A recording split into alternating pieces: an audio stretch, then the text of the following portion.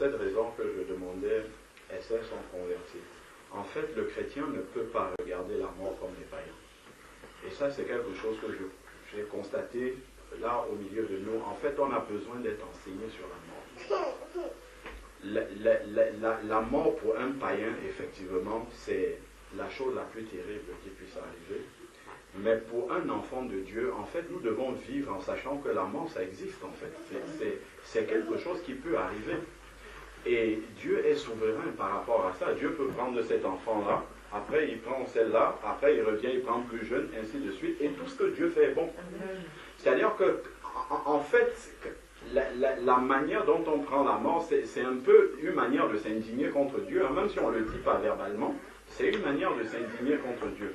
Dieu fait tout ce qu'il veut comme il veut. La seule chose qu'on peut lui demander, c'est Seigneur, apaise-moi pour que je traverse ça et que je continue. Dieu nous a mis sur la terre pour nous préparer pour l'éternité. C'est une vérité en fait. Chacun doit être prêt pour l'éternité. On n'est pas venu demeurer sur la terre comme si c'était ici notre terminus. Non, on est là pour partir. Et il faut que ça soit clair en fait en nous. On n'est pas là pour bâtir des immeubles pour rester là. On est là pour se préparer pour partir. Quand un des nôtres part, Seigneur, gloire à ton Saint-Nom, nous te prions pour ceux qui restent, soutiens-les, et puis la route continue. Si c'est un païen qui est mort, c'est un rappel encore pour nous qu'il faut parler du Seigneur à nos familles. Il faut insister là-dessus. Mais après, c'est vrai, c'est difficile pour la chair.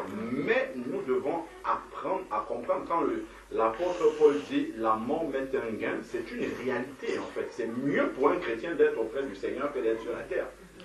C'est quelque chose qui est difficile à accepter parce que en fait le monde nous a formatés comme ça. On a accepté que la mort c'est la plus grande fatalité qui existe, mais pour un chrétien, loin de là, très loin de là. Au contraire, attends, je vais vous montrer un verset dans Ecclésiaste chapitre 7. Regardons Ecclésiaste chapitre 7. Je me rappelle un jour, il y a une sœur, on était encore à l'assemblée, qui avait perdu sa maman. Sa maman était convertie au Seigneur. Et pendant qu'on était en train de prier pour la famille à l'assemblée, il y a une parole que le Seigneur a posée comme ça sur moi, et puis j'ai parlé. Et puis, cette parole-là, c'était que c'est le plus beau jour de la vie de cette maman-là. Parce que c'est le jour où elle rencontre son Dieu, elle a passé son temps à se préparer à rencontrer son Dieu. Pourquoi nous devons être tristes alors que c'est l'accomplissement de ce pourquoi toute sa vie? Moi, je vous assure, le jour où je meurs, réjouissez-vous, chantez, louez le Seigneur. Parce que j'ai passé ma vie à me préparer pour ça. Si les gens s'attristent alors que j'ai atteint mon but, je ne comprends pas. C'est triste pour la chair qui reste, mais il faut, quand nous disons que nous sommes des pèlerins sur la terre, c'est une vérité. À un moment donné, ça se manifeste pratiquement. C'est le départ de la personne.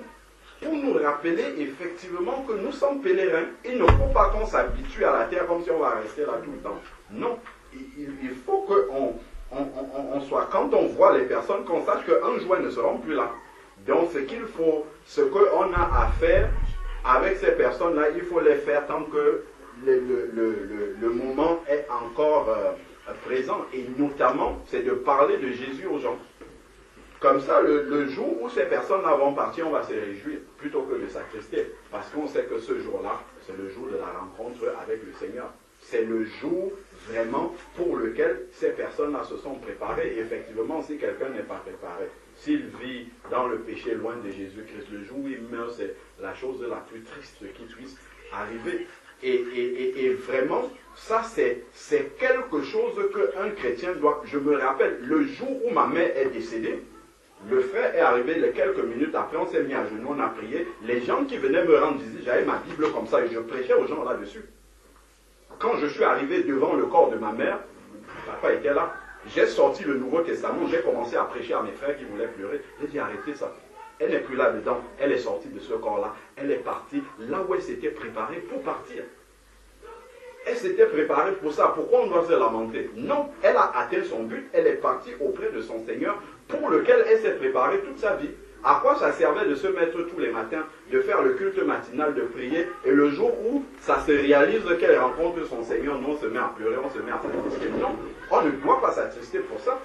Au contraire, on doit rendre grâce à Dieu parce qu'elle est morte dans le Seigneur. Si elle était morte loin du Seigneur, oui, là, il devait avoir un vrai deuil, une vraie tristesse. Mais quelqu'un qui s'est préparé toute sa vie atteint son but. On doit dire gloire à Dieu que cette personne-là ait atteint son but final. C'est ça qui est la chose la plus importante. Il faut vraiment qu'on comment dire, qu'on ait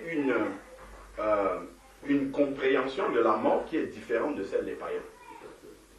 Afin que lorsqu'on arrive dans un endroit où des personnes qui ne connaissent pas Jésus-Christ ont perdu quelqu'un, qu'on puisse leur parler. Qu'on puisse leur parler vraiment avec, comment dire, avec l'amour du Seigneur et avec des réponses sur la mort, des réponses certaines. Sinon, ça ne sert à rien d'être chrétien en fait. Le chrétien, c'est quelqu'un qui a une assurance. Quand on dit j'ai la vie éternelle, c'est une véritable assurance. Le jour où le chrétien meurt de la chair, parce que le péché est encore là, on sait en fait qu'il continue à vivre. C'est ce que le Seigneur a dit.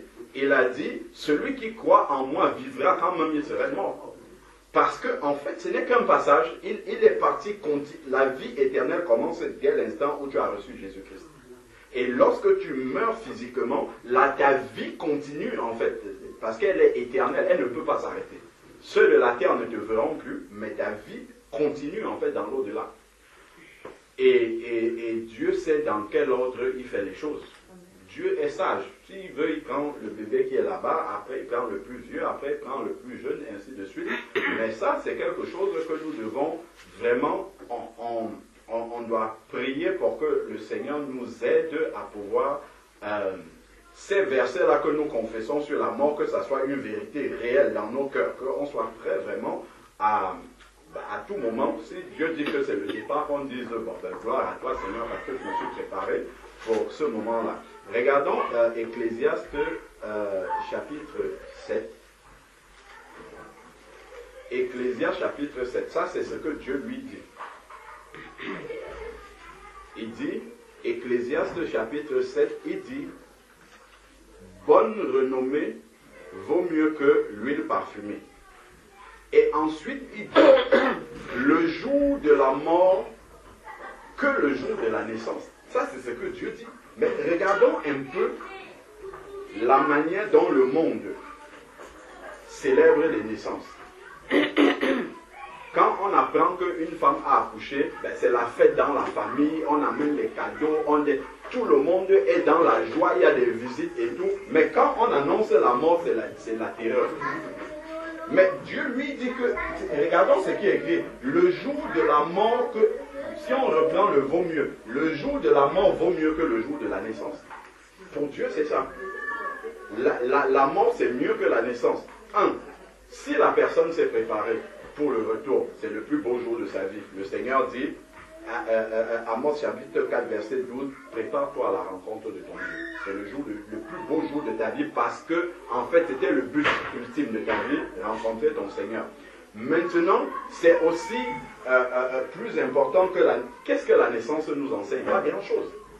Mais la mort nous enseigne énormément de choses. Et regardons comment les gens sont attentifs le jour où ils sont dans un lieu de deuil.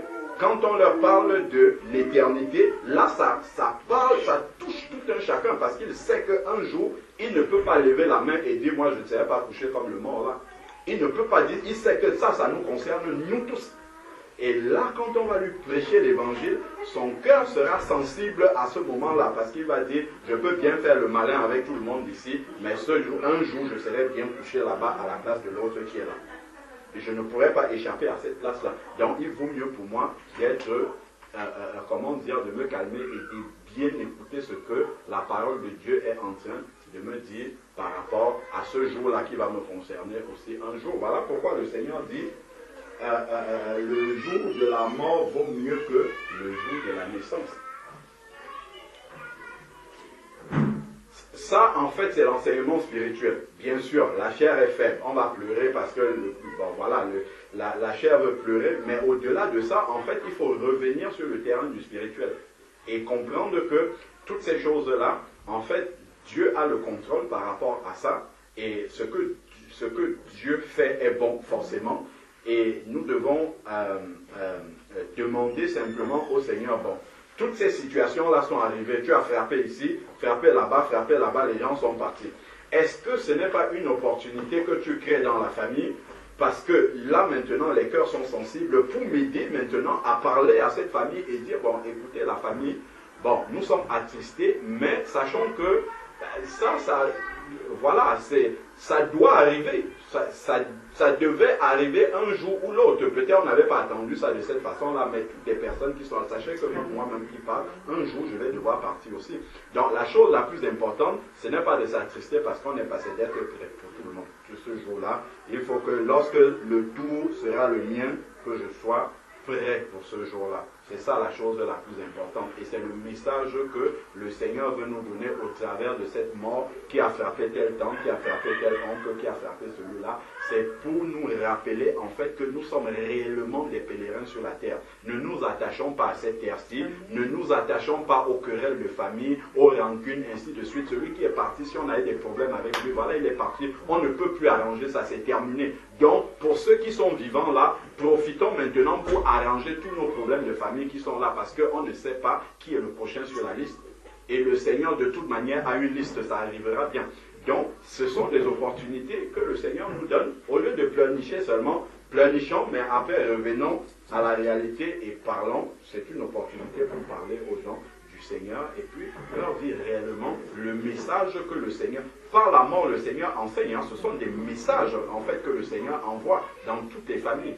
Ce sont des messages que le Seigneur envoie parce que plus le Seigneur frappe à côté de toi, plus en fait il est en train de te... Parce que quand ça concerne quelqu'un d'autre, c'est comme si la mort était loin. Mais quand ça te touche toi-même, c'est là où tu te rends... Quand tu vois quelqu'un qui est couché là avec qui tu parlais comme ça, tu te dis, ah oui, c'est une vérité. Ça veut dire que moi aussi, comme je parle aujourd'hui, je pourrais être comme lui là-bas.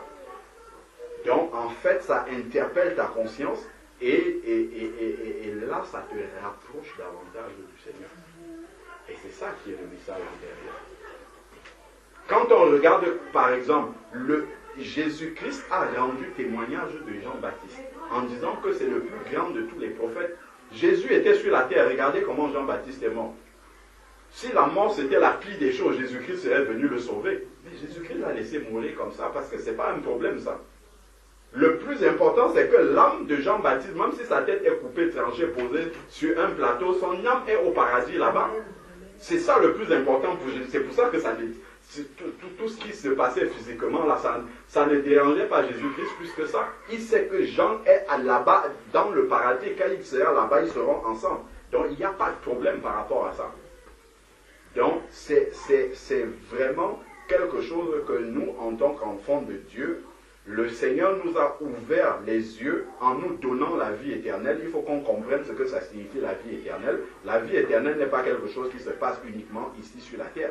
L'apôtre Paul, il va dire, j'aimerais mieux être avec mon Seigneur, mais puisqu'il veut que je sois encore au milieu de vous pour vous apporter les grâces qu'il a déposées en moi, ok, je vais rester, mais moi, ma place, c'est là-bas. Et il faut qu'on atteigne ce stade-là, de se dire que, ben, attends, qu'est-ce qu'il y a ici encore sur la terre? Qu'est-ce qui me retient encore ici? Pourquoi j'aimerais rester longtemps ici sur la terre? La plus grande chose que j'ai ici, c'est de parler de Jésus-Christ au maximum de personnes pour qu'on se retrouve dans la gloire où il n'y a plus de chair, où on ne va plus se faire la guerre les uns avec les autres, où on pourra vivre dans la paix et aimer son prochain comme soi-même. Donc, c'est vraiment, en fait, sur ce terrain-là, ça c'est le rôle du chrétien devant la mort qui frappe dans la famille, qui frappe les amis, qui frappe ainsi de suite. Ça, c'est réellement le rôle que l'enfant de Dieu doit avoir. Il va s'attrister pendant un instant et après il va se mettre à genoux, il va prier et il va ouvrir les yeux, il va recevoir la lucidité du Seigneur pour savoir comment interpeller les personnes par rapport à ça. Comment donner l'explication du message que Dieu est en train de donner aux gens au travers de cette disparition. Donc, il faut vraiment que nous prions pour rester lucides par rapport à ça et que l'émotion, en fait, ne prenne pas le dessus sur la lucidité spirituelle. Parce que ce n'est pas ça que Dieu veut. Dieu, c'est les émotions, c'est pour un temps, mais après ça, il faut revenir sur le terrain spirituel. Parce que nous, en tant qu'enfants de Dieu, on a compris c'est quoi la mort. On a compris que ce n'est pas quelque chose qui doit nous faire peur, ce n'est pas quelque chose qui nous effraie. Au contraire, c'est la porte qui nous amène vers ce pourquoi nous nous préparons tous les jours. Amen. C'est un peu brutal, hein, mais c'est la vérité. En fait, j'essaie de te ramener les yeux sur Jésus-Christ. Voilà, que tu ne quittes pas Jésus des yeux, tu gardes les yeux fixés sur le Seigneur et que tu restes spirituel. Je sais que c'est difficile pour la chair, mais voilà, ne te laisse pas dominer en fait par ce sentiment-là. Ça va être difficile. Voilà, il faut prier pour l'apaisement, pour la consolation, mais au-delà de ça, il faut vraiment reprendre le dessus et pouvoir exhorter tout doucement la famille tout en donnant des paroles de consolation, ainsi de suite, et après attirer leur attention pour les ramener vraiment sur le message que le Seigneur adresse au travers de la disparition des proches. Surtout quand c'est tout près comme ça, tout près vraiment, c'est tout près en termes de relations selon la chair, ce sont vraiment des messages que le Seigneur adresse à la famille. Amen. J'ai juste une question. Mais je crois que dans la Bible, le Seigneur dit qu'il nous accorde jusqu'à 120 ans. Et pourquoi les gens meurent aussi peu comme ça? Jésus est mort à quel âge? Jésus, c'est son fils, c'est différent. Jean-Baptiste est mort à quel âge? Oui. Étienne est mort à quel âge? C'est dans l'Ancien Testament, non? En fait, quand le Seigneur dit qu'il nous accorde 120 ans, ce n'est pas que tous les hommes vont vivre pendant 120 ans, il donne un maximum. Il donne un maximum, mais tout le monde n'a pas eu mission sur la terre pour 120 ans. Si moi, à 40 ans, j'ai atteint le but pour lequel Dieu m'a mis sur la terre, il me reprend. S'il voit que je suis prêt, il me reprend. Je préfère que Dieu me reprenne à 40 ans, étant prêt, que de me laisser vivre à 90 ans et me perdre. Donc, et Dieu, justement, dans sa bonté, va toujours reprendre un être humain quand il sent que celui-là est prêt. Et parfois, justement, nous, comme on ne se projette pas à l'échelle de l'éternité, comme Dieu lui voit, nous, on va vouloir garder nos proches sur la terre, alors qu'en les gardant, peut-être à la fin de leur vie, ils seront perdus. Alors que Dieu lui voit que là maintenant, sa relation avec moi elle est bonne. Si je le laisse vivre davantage, voilà telle personne qui va entrer dans sa vie, voilà tel problème qui va arriver, à cause de ça, il va perdre la foi. Donc il vaut mieux que je le prenne maintenant. Et Dieu va le prendre. Ça va nous faire mal, on va dire, ah il était encore jeune, il avait encore toute la vie, mais quel devait être le contenu de cette vie d'après là? Dieu seul le sait. Si le contenu de la vie d'après n'allait pas glorifier Dieu ou allait l'éloigner de Dieu, Dieu préfère abréger cette vie-là. Là, à ce moment-là, c'est pour ça qu'au final, la Bible dit toutes choses concourent ensemble au bien de ceux qui aiment Dieu. Même la mort prématurée concourt pour notre bien. Parce que après, si Dieu nous dit, bah, écoute, tu es venu ici, tu te plains, tu es venu ici à 18 ans. Si je t'avais laissé, regarde, voilà, tu devais avoir 3, 4, 5 femmes là-bas, tu devais mourir dans l'adultère. Si je t'avais laissé, voilà ce qui devait t'arriver, telle personne, telle mauvaise rencontre dans ta vie devait t'éloigner de moi, ainsi de suite. Et là, on va dire, Seigneur, je bénis ton Saint-Nom de m'avoir fait venir ici plus tôt. C'est parce qu'en fait, il faut vraiment s'appuyer sur l'amour de Dieu, avoir la foi dans l'amour de Dieu pour dire que Dieu nous aime suffisamment pour ne pas nous vouloir du mal. Dieu ne peut pas abréger la vie de quelqu'un sur la terre pour faire du mal, non. Si Dieu abrège la vie de quelqu'un sur la terre, c'est que c'était suffisant. C'était bon pour lui, le nombre d'années qu'il a vécu là. C'est ça que Dieu a jugé juste pour lui de rester sur la terre. S'il rajoutait encore des années là-dessus, ça ne devait pas être pour la gloire de Dieu. Et ça, c'est quelque chose qu'on doit accepter par la foi. C'est difficile, mais par la foi, c'est comme ça que nous devons comprendre les choses. Et ça va nous permettre de mieux accepter certaines situations qui peuvent être douloureuses humainement, de savoir que non, dans tous les cas de figure, Dieu est suffisamment amour pour ne pas prendre une décision qui soit mauvaise par rapport au départ de quelqu'un. Dieu, s'il a pris la décision de reprendre quelqu'un, c'est que c'était la meilleure comment dire, la meilleure décision, surtout pour celui qui parle. C'était la meilleure décision que Dieu pouvait prendre pour cette personne-là. C'est curieux parce qu'en venant tout à l'heure, là, j'allais à Dominique, je me posais la question, mais je posais à Dieu comme cette question-là, du genre, comment ça se passe devant la mort? Comment la personne qui va mourir, là, comment ça se passe? Je sais pas, l'intermédiaire entre quand il ferme les yeux, et puis est-ce que c'est de suite qu'il vit quelque chose? Ou bien est-ce qu'il attend plus tard pour souffrir s'il ne connaît pas Dieu? On a la réponse dans Luc chapitre 16.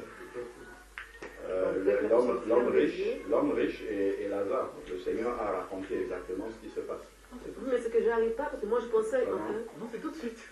Oui, c'est tout de suite. Mais pourquoi on parle du séjour des morts? Il est réservé aux hommes de mourir une fois, après quoi vient le jugement. Mais on nous parle aussi du séjour des morts, là où les gens attendent le jugement, non? Ah oui, mais c'est déjà un lieu de punition, on attend. Ah bon? Ah oui, le jour du jugement, c'est juste la prononciation du jugement, mais ça commence tout de suite. Oh, attends, on peut le dire. Parce qu'il viendra juger les vivants et les morts. Oui. Pendant ce temps, Oui. ils sont où? Qui ça? Les morts, là. Attends, on va lire tout de suite. Pour ne pas interpréter, on va lire ce qui est écrit. Prenons Luc chapitre 16, à partir du verset 19, si je me trompe pas. Oui. Donc, il est dit en fait que Luc chapitre 16, verset 19 à 31. D'ailleurs, ce texte-là va nous éclairer encore justement sur la lucidité spirituelle que l'enfant de Dieu doit avoir par rapport à la mort aussi. Donc, il dit ici, il y avait un homme riche qui était vêtu de pourpre et de fin lin, et qui chaque jour menait joyeuse et brillante vie. Donc, ça, c'était chaque jour. C'est important de remarquer ces termes-là. Il vivait brillante vie, joyeuse vie, chaque jour. Il n'y a pas Dieu dedans. Il n'y a pas la place pour Dieu, il n'y a pas un jour qui est pour Dieu là-dedans. C'est chaque jour, sa vie c'était fin lin, pourpre, joyeuse, brillante. Donc, il vivait selon la terre. Donc ensuite, maintenant, un pauvre couvert d'ulcères, du nom de Lazare, était couché à son portail. Il aurait désiré se rassasier de ce qui tombait de la table du riche. Donc ça, c'était la condition de Lazare. Même les chiens venaient lécher ses ulcères.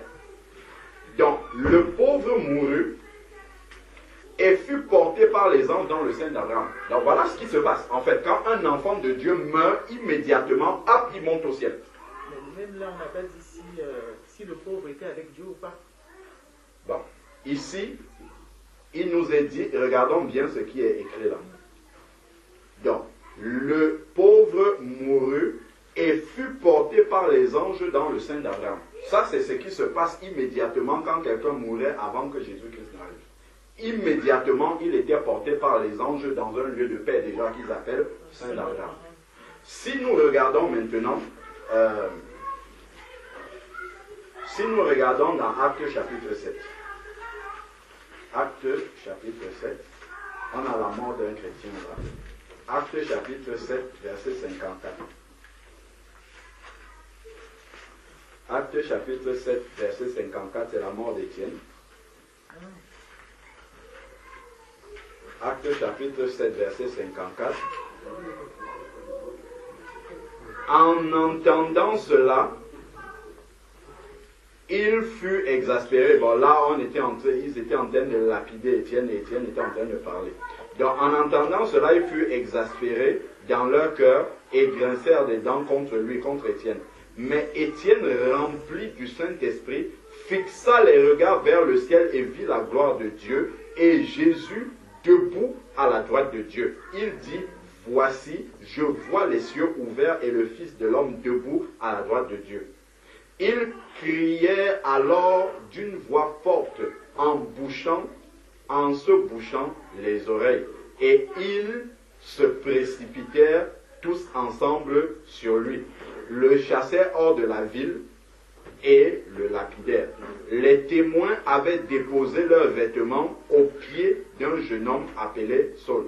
Ils lapidèrent Étienne et priaient et disaient, Seigneur, regardons. Ils lapidèrent Étienne qui priait et disait, Seigneur Jésus, reçois mon esprit. Puis il se mit à genoux, s'écria d'une voix forte, Seigneur, ne les charge pas de ce péché. Et après avoir dit cela, il s'endormit. Donc en fait, la Bible nous montre que juste avant de mourir, il a vu Jésus-Christ. Et juste avant de fermer les yeux, il dit, Seigneur, reçois mon esprit. Donc immédiatement, en fait, il monte auprès de Jésus-Christ. Il sera avec Jésus à l'instant même où il meurt. Parce qu'il est prêt à rencontrer son Seigneur. Immédiatement.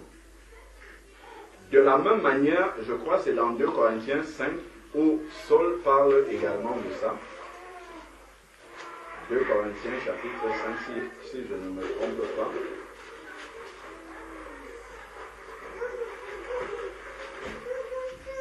« 2 Corinthiens chapitre 5.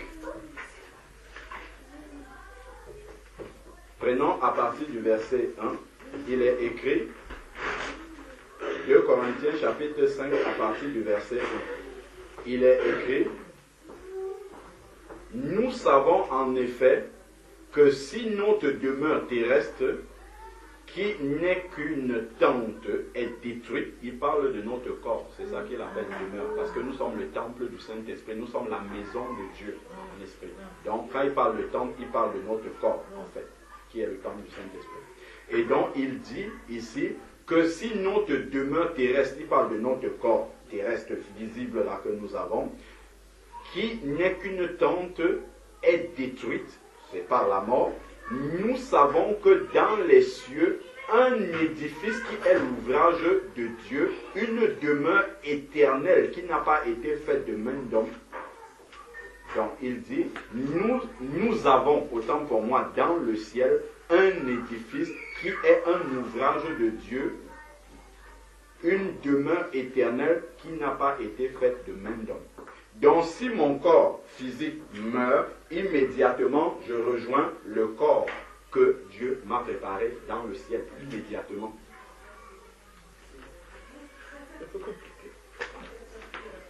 Je vais continuer.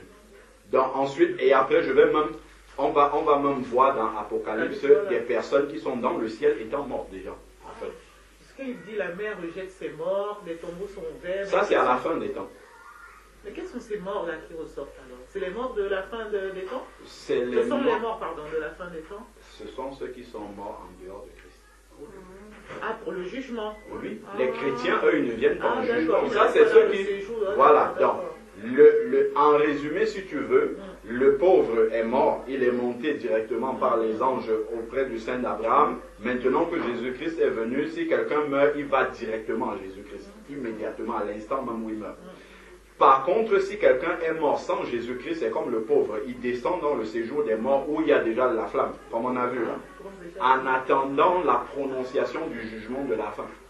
Et à la fin, maintenant, il y aura le jugement du trône blanc, Apocalypse chapitre 20, verset 11, où justement les livres vont être ouverts, où le séjour des morts, en fait, va ramener ceux qui sont déjà dedans, en train de brûler, pour qu'ils entendent juste la sentence. Pourquoi ils sont là-bas, d'accord? Pourquoi ils sont là-bas? Et là, le séjour des morts va être jeté dans les temps de feu, où il y a le diable et le faux prophète, qui est le séjour définitif. Et ensuite, la mort, le séjour des morts, la mer, tout ça, rend ces morts, c'est ceux qui sont morts loin de Jésus-Christ, qu'ils ne connaissent pas. Mais si un chrétien est dans un bateau qui le jette au milieu de l'océan, il monte directement à Jésus-Christ, sans aucun problème. Par contre, ceux qui ne sont pas à Jésus-Christ, ils descendent dans le séjour des morts où ils vont attendre ce moment-là dont tu parles. Donc ici, ça c'est l'attente céleste là dont le Seigneur nous parle. Donc aussi, nous gémissons, verset 2, 2 Corinthiens 5, verset 2, nous gémissons dans cette tente-ci, aujourd'hui, désireux de revêtir notre domicile céleste. C'est ce que je disais tout à l'heure. L'aspiration du chrétien, ce n'est pas de rester sur la terre et de bâtir des immeubles. C'est de partir le plus vite possible au ciel. Hein? C'est un peu difficile, hein? Mais sinon on n'a pas compris pourquoi on est devenu chrétien. C'est de partir le plus vite possible auprès de notre Seigneur. Ce n'est pas de vivre 120 ans sur la terre. Oui, si le Seigneur veut nous laisser 120 ans pour sauver les âmes et ainsi de suite, de toute manière, on va passer l'éternité avec lui. Gloire à Dieu. Mais si Dieu veut nous prendre plus tôt, ben c'est encore mieux. Puisque le but, c'est d'aller là-bas. Donc, il dit, nous gémissons. Nous gémissons dans ce corps-ci, désireux de... Mais qui, en tant qu'enfant de Dieu, quand il voit son corps si péché, il est content, il n'est pas content. Nous préférons être dans un corps qui ne pêche plus. Un corps glorieux qui est parfait, comme celui de Jésus-Christ après la résurrection. Un corps qui ne peut plus brûler. Qui est content quand on voit la petite main d'Emmanuel là, comme ça, qui est content de voir ça? Personne, un corps malade. On préfère ne pas voir ça sur sa main. Parce que le corps glorieux ne va pas avoir tous ces bobos de la peau là, qu'on a les bobos de santé et tout ça. Qui est content de voir les siens malades, affaiblis, ainsi de suite? Personne. On préfère être dans ce corps-là qui n'est plus atteint par la maladie, qui n'a plus froid, qui n'a plus chaud, qui n'a plus tous les bobos de la terre que nous avons là. Qui ne vieillit pas. Ça, c'est la réalité spirituelle de la foi que nous avons en Jésus-Christ. Il dit, nous gémissons dans cette tente-ci, désireux. Ça, c'est le désir du chrétien de revêtir le domicile céleste par-dessus l'autre. C'est-à-dire de revêtir le corps définitif que le Seigneur nous a prévu, le corps éternel. Si du moins nous sommes trouvés vêtus et non nus. C'est-à-dire, si du moins nous sommes prêts. Parce que si je ne suis pas prêt, je vais prier pour que Jésus ne revienne pas maintenant, qu'il ne me prenne pas par la mort, afin que je me prépare pour être prêt. Si je suis prêt, je préfère demander au Seigneur de me prendre maintenant tant que je suis prêt. C'est beaucoup mieux pour moi. Au moins, j'ai l'assurance, justement, de passer l'éternité auprès de lui. Ensuite, maintenant, verset 4, il dit, « Car tandis que nous sommes dans cette tente-ci, donc ici sur la terre, nous gémissons accablés parce que nous voulons non pas nous dévêtir, mais nous revêtir afin que ce qui est mortel soit absorbé par la vie. » Parce que nos corps-ci sont encore mortels. Et celui qui nous a formés pour cela, c'est Dieu, qui nous a donné les arts de l'Esprit, le Saint-Esprit. C'est ça qui nous permet d'avoir cette assurance, cette consolation, cette espérance-là du domicile céleste qui nous attend là-bas. Nous sommes donc tous pleins de courage. Ça nous encourage de savoir que la vie là sur la terre, ce n'est pas la fin pour nous. Donc nous sommes pleins de courage, comme il le dit ici. Nous sommes pleins de courage et nous savons qu'en demeurant dans ce corps, ici sur la terre, nous demeurons loin du Seigneur. En étant dans le corps, si nous sommes loin du Seigneur. Donc l'esprit ne peut que désirer être près du Seigneur. Et pour l'instant, Jésus n'est pas revenu. Près du Seigneur, c'est par quoi? C'est par la mort, en fait. Ce n'est que par la mort maintenant qu'on peut voir le Seigneur véritablement. S'il n'est pas revenu, c'est la seule chose, note ta question s'il te plaît, c'est la seule chose qui peut nous amener près du Seigneur maintenant, c'est la mort. Donc ensuite, maintenant, il dit, regarde maintenant ce qu'il dit. Il dit, car nous marchons par la foi et non par la vue. C'est là où il va avoir un problème. Voir quelqu'un qui est mort, là, surtout ta personne, et imaginez que c'est une joie que cette personne-là soit là, si ce n'est que par l'esprit que tu peux avoir ça. Si c'est par la chair que tu... Non, ben là, tu vas exploser complètement.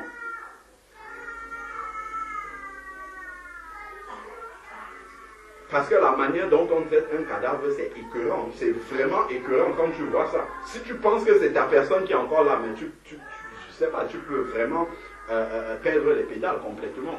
Mais c'est vraiment spirituellement que tu as compris que, en fait, cette personne-là, elle est sortie de ce corps-là et elle est montée près du Seigneur. Elle n'est plus là-dedans. Donc tout ce qui reste là, c'est de la poussière qui doit retourner à la poussière. Mais l'âme, la chose la plus importante, est déjà montée vers le Seigneur. Donc ensuite, maintenant, il dit au verset 8, donc c'est par là, la foi et non par la vue, que toutes ces choses-là, nous le croyons. Et nous sommes pleins de courage. Il redit ça encore une deuxième fois. Nous sommes pleins de courage et nous aimons mieux quitter ce corps. Voilà le langage du chrétien. Il dit nous aimons mieux quitter ce corps. Donc quand on me dit que mon frère Georges est parti, je dis oh gloire à Dieu. Seigneur, lui il a quitté ce corps-là. Moi je vais encore lutter dans ce corps. Lui c'est fini. Il en a fini avec le péché. Il en a fini avec les combats de la terre. C'est terminé, il est auprès du Seigneur. Pourquoi? Parce qu'il était prêt. Il s'était préparé. Il avait consacré sa vie à ce jour-là. Pourquoi je dois m'attrister? Je dois dire Seigneur, aide-moi que le jour où tu vas me reprendre comme ça, que je sois prêt aussi. Pour me retrouver auprès de toi. Nous aimions mieux quitter ce corps et demeurer auprès du Seigneur. C'est pour cela aussi que nous mettons notre point d'honneur à lui être agréable. Donc quand tu cherches à être agréable au Seigneur en obéissant à sa parole tous les jours, c'est pour quitter ton corps. C'est pour ça en fait. C'est-à-dire que en fait tu te prépares à la rencontre de ton Dieu, tu te prépares à la mort. En réalité c'est pour ça. Pourquoi le jour où ça va arriver tu vas être triste? Pourquoi le jour où ça va arriver pour celui qui s'est préparé, on va dire oh non Seigneur c'est trop tôt. Non. Si effectivement c'est quelqu'un qui ne s'est pas préparé, qui a été surpris comme ça par la mort, oui Seigneur vraiment, on aurait souhaité que tu le laisses encore sur la terre pour que nous puissions prier pour lui, pour que son cœur soit touché et que tu le reprennes au bon moment. Et ça justement, ce sont ces choses, ce que nous listons là, c'est ça qui va être un sujet d'encouragement lorsque nous perdons un frère dans la chair, qui est aussi un enfant de Dieu. Lorsque nous perdons un frère dans le Seigneur ou une sœur dans le Seigneur, tout simplement, c'est ça qui va nous encourager. Mais si nous voulons juste regarder à la vue comme ça, bon, elle est morte, elle a laissé 2 enfants, tout, ben là, ça va être la tristesse du reste de nos jours. Donc ensuite, maintenant, il dit c'est pour cela que nous mettons notre point d'honneur à lui être agréable, soit que nous demeurions dans ce corps, soit que nous le quittons. Et après, il dit que nous devons tous comparaître devant le tribunal de Christ afin qu'il soit rendu à chacun d'après ce qu'il aura fait dans ce corps, soit en bien, soit en mal. Donc là, il parle du tribunal de Christ, ça c'est pas le tribunal du jugement de la fin là. Ça c'est simplement un endroit de récompense où le Seigneur récompense ses enfants qui l'ont servi fidèlement pendant qu'ils étaient vivants. Donc si on va voir dans l'Apocalypse maintenant, ceux qui sont morts.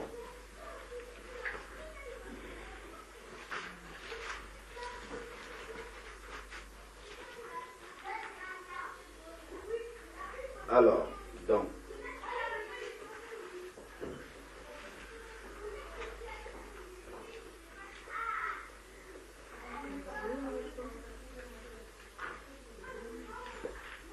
si nous prenons Apocalypse chapitre 5 par exemple,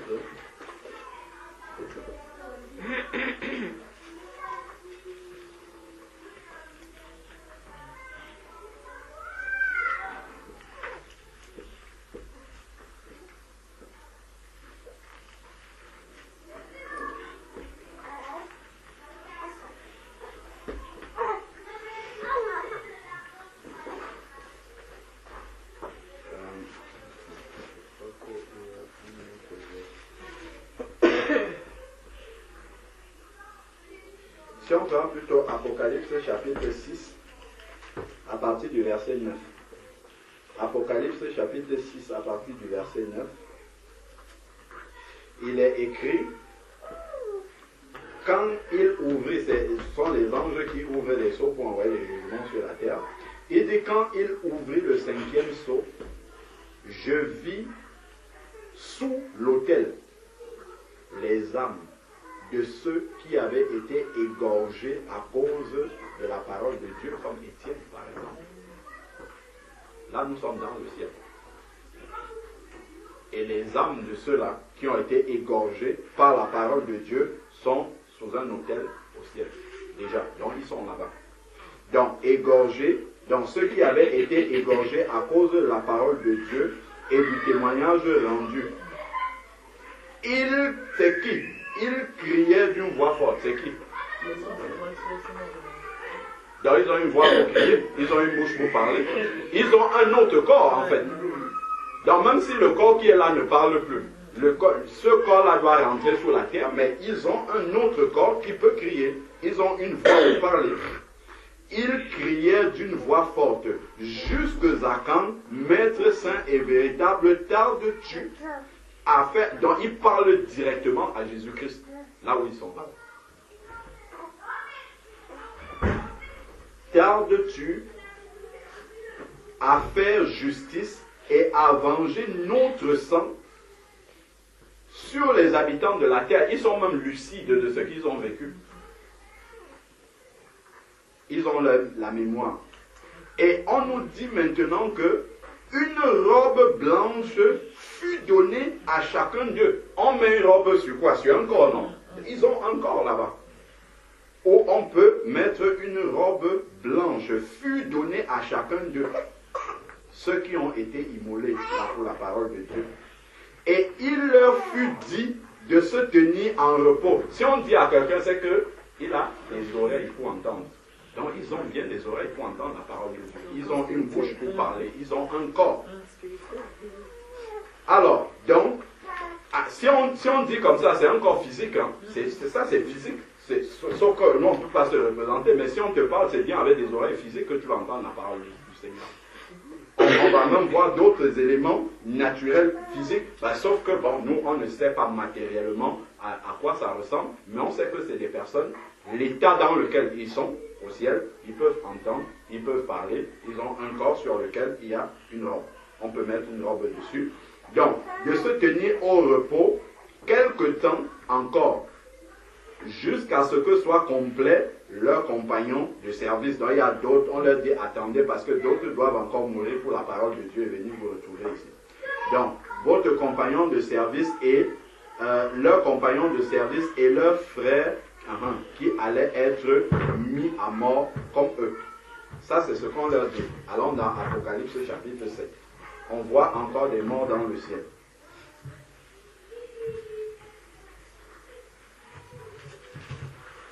Apocalypse chapitre 7,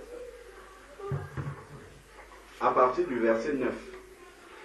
Tout ça, nous sommes dans le ciel. Apocalypse chapitre 7,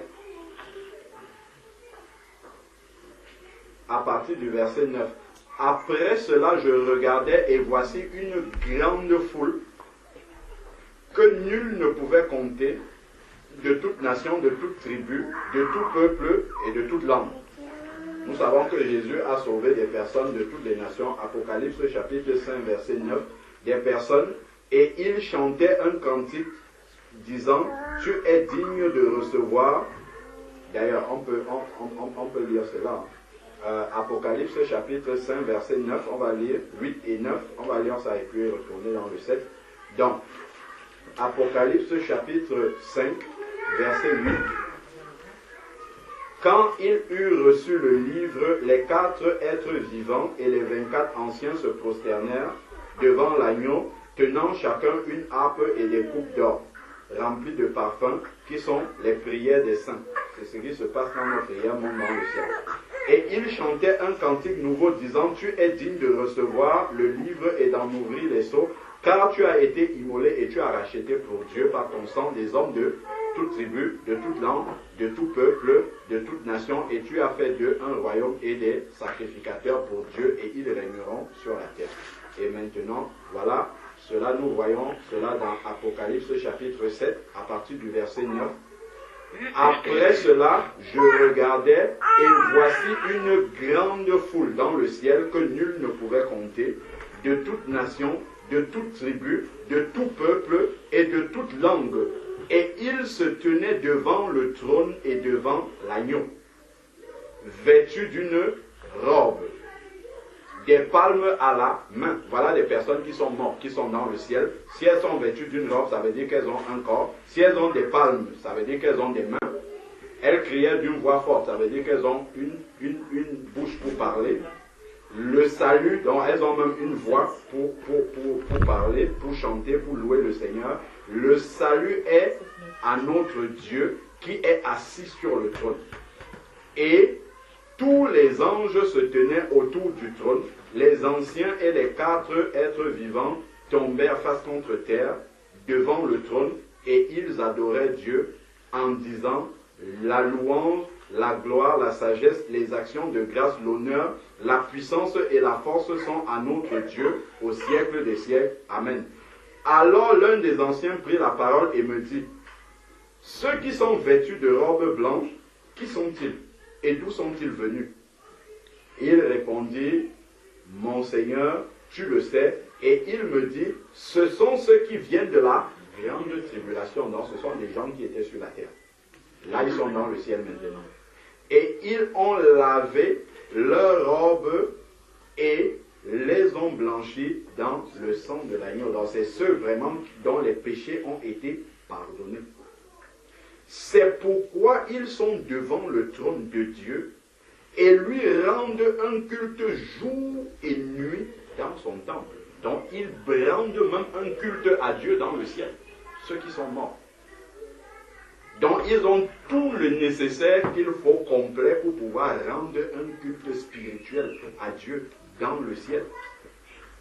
Donc pendant que toi tu es en train de t'attrister ici là sur ton oncle ou ta tante qui est morte en Christ, elle est dans une louange phénoménale. Voilà pourquoi Jésus dit: pleurez sur vous-même, ne pleurez pas sur moi qui suis en train de parler. Pleurez pour vous qui restez sur la terre.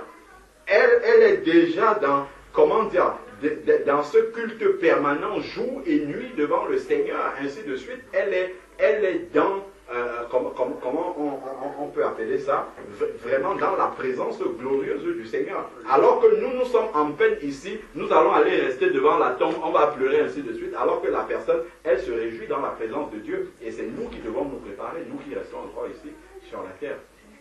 Donc, celui qui est assis sur le trône dressera sa tente sur eux. Ils n'auront plus ni faim. Voilà quelqu'un qui était sur la terre, qui ne mangeait même pas tous les jours. Dieu l'en a délivré.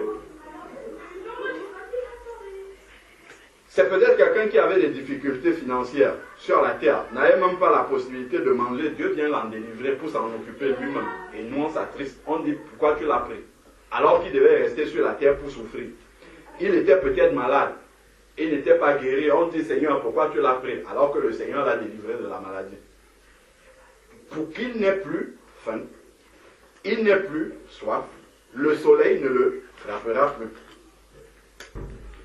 Et ni aucune chaleur. Il fait chaud en Afrique là-bas. Peut-être Dieu l'a pris, il souffrait de la chaleur de l'Afrique. Dieu l'en a délivré. On dit: pourquoi tu as fait ça? On dit qu'il n'y aura plus de chaleur là-bas. Car l'agneau qui est au milieu du trône les fera paître et les conduira aux sources d'eau de la vie. Voilà pourquoi le Seigneur dit: celui qui croit en moi vivra quand même il sera mort. Parce que là-bas ils ont la vie, c'est ce qui est écrit ici: il les conduira aux sources d'eau de la vie. Et il essuiera toutes leurs larmes. Voilà, ces versets-là nous donnent une consolation et un encouragement qui est tellement grand. Quand on lit ça, on dit: Seigneur, non, il vaut mieux que je cherche pour moi-même. C'est pour moi-même que je dois me battre pour aussi les retrouver là-bas lorsque le moment viendra. Donc, finissons Luc 19, puisqu'on avait commencé, et puis on regarde dans l'Apocalypse, et puis ça va être la fin. Comme ça, on aura une idée un peu globale de ce qui se passe après la mort. Pour ceux qui sont enfants de Dieu, là on a vu D'ailleurs, finissons, comme on parle de ceux qui sont enfants de Dieu, finissons une bonne fois pour toutes. Regardons Apocalypse chapitre 20. Et comme ça, après, on va voir ceux qui ne sont pas enfants de Dieu, et puis on pourra finir là. Apocalypse chapitre 20, verset 4. Lorsqu'on arrive à la fin maintenant de toutes choses, Apocalypse 20, verset 4, je vis des trônes, à ceux qui s'assirent fut donné le pouvoir de juger. Et je vis les âmes de ceux qui étaient morts sous la hache à cause du témoignage de Jésus et de la parole de Dieu, comme les Étienne et les autres. Et ceux qui ne s'étaient pas prosternés devant la bête, ni l'image ni son image, et qui n'avaient pas reçu la marque sur leur front, ni sur leurs mains. Donc il y a ceux qui ont vécu pendant l'époque de la bête et qui n'ont pas accepté la marque de la bête, les voilà dans le ciel. Voilà leurs âmes qui sont là. Ils revinrent à la vie. Voilà pourquoi le Seigneur dit au son de la trompette, 1 Thessaloniciens chapitre 4, les morts en Christ ressusciteront premièrement. Donc en fait, ceux dont les âmes sont déjà dans le ciel vont, en fait, le corps qu'ils avaient là va revenir à la vie et ils vont revêtir un corps glorieux maintenant. C'est le corps que Jésus avait après la résurrection. Je crois que c'était en ce moment-là qu'ils arrivaient au ciel. Ah non, ils y étaient déjà. Ils y étaient déjà. Voilà, ils y étaient déjà. Et donc les morts en Christ vont ressusciter premièrement. Donc ils vont revêtir le corps glorieux, le corps définitif maintenant. Donc quand on meurt, on est dans le ciel avec un corps intermédiaire qu'on a lu là, qu'ils appellent les âmes, qui a quand même une bouche, ainsi de suite. Et après, maintenant, au moment où la trompette va sonner, c'est là où le corps définitif, le corps de l'éternité, va arriver, qui est un corps semblable à celui de Jésus-Christ. C'est cela qu'il dit ici. Il revint à la vie et régnait avec Christ pendant 1000 ans. Donc, voilà pour les enfants de Dieu. Celui donc qui n'est pas passé par la mort, on sait déjà ce qui se passe dans 1 Thessaloniciens chapitre 4, en un instant, en un clin d'œil, il sera changé. Donc, sans passer par la mort, le corps physique va être changé et il va revêtir le corps glorieux, en un clin d'œil. Donc, ça c'est pour ceux qui sont en Christ. Maintenant, pour ceux qui ne sont pas en Christ, revenons dans Luc chapitre 16. Et on lit la suite du verset. On avait lu le début du verset 22. Le pauvre mourut et fut porté dans le sein d'Abraham.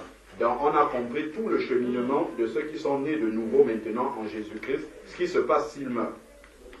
Ce qu'il se passe s'ils restent vivants et que Jésus revienne. Là on sait exactement. Et ensuite maintenant il dit, le riche aussi mourut et fut enseveli. Regardons entre le verset 22 et le verset 23. Il n'y a pas le purgatoire. C'est immédiat. Parce que la Bible dit bien dans Hébreux 9, verset 27, il est réservé aux hommes de mourir une fois, après quoi vient le jugement. Si on assiste à un accident là de quelqu'un qui meurt, à l'instant même où il meurt, il prend la direction. Direct, soit il descend, soit il monte. Soit il va au paradis, soit il va en enfer. Enfin, soit il va au séjour des morts, directement, immédiatement. Là. Donc, voilà ce qui se passe dans le séjour des morts. Donc, on nous dit, le riche est mort, il a été enseveli dans le séjour des morts. Donc, immédiatement, il a pris ce chemin-là. Dans le séjour des morts, il leva les yeux. Donc, ce verset-là nous révèle aussi qu'il y a aussi un corps de mort. Comme dans le ciel, ils ont des bras, une voix pour parler. Dans le séjour des morts, ils ont aussi un corps, là-bas. Ce corps-là a des yeux. Et en proie au tourment, on nous dit déjà que dans le séjour des morts, il y a du tourment. Déjà. Ce qui se passe c'est un lieu de tourment. Et il vit, donc il a les yeux pour voir. Dans ce corps-là, donc quand quelqu'un dit, moi je préfère, on va m'incinérer comme ça, il ne restera plus rien. On peut incinérer ton corps, on peut faire tout ce que tu es, ton âme là, ça va partir là où ça doit partir. Puisqu'on nous dit bien qu'il a été enseveli ici, dans le séjour des morts. On a mis son corps dans la terre, mais il y a la suite là. Le vrai lui-même est parti là où il avait décidé de partir, par le choix qu'il a fait pendant sa vie. Donc il est allé là-bas, dans le séjour des morts, lieu de tourment, et il vit de loin Abraham. C'est quand même impressionnant ce que Dieu a fait, parce que là il y a un miracle, il ne connaît pas Abraham, il n'a pas vécu à l'époque, Abraham était au début à la Genèse ici. Mais quand il a vu, il sait que voilà, ça c'est Abraham là-bas. Donc il a les yeux pour voir et même pour reconnaître, une mémoire pour reconnaître. Donc quelqu'un qui dit que après la mort, toute ta pensée, tout ce que tu as fait de mauvais, c'est là. De toute façon, lui-même, il va reconnaître ça. Donc, ici, il va reconnaître Abraham et il reconnaît aussi Lazare. Il voit Abraham et il voit Lazare. Il vit de loin Abraham et Lazare en son sein et il s'écria, Père Abraham. Père Abraham. Il reconnaît maintenant Abraham comme étant son père. Avait-il la foi quand il disait? Mais quand il se retrouve là-bas, là il est lucide maintenant que ce n'est que par la foi qu'on peut être sauvé. Il dit Père Abraham. Mais c'est trop tard.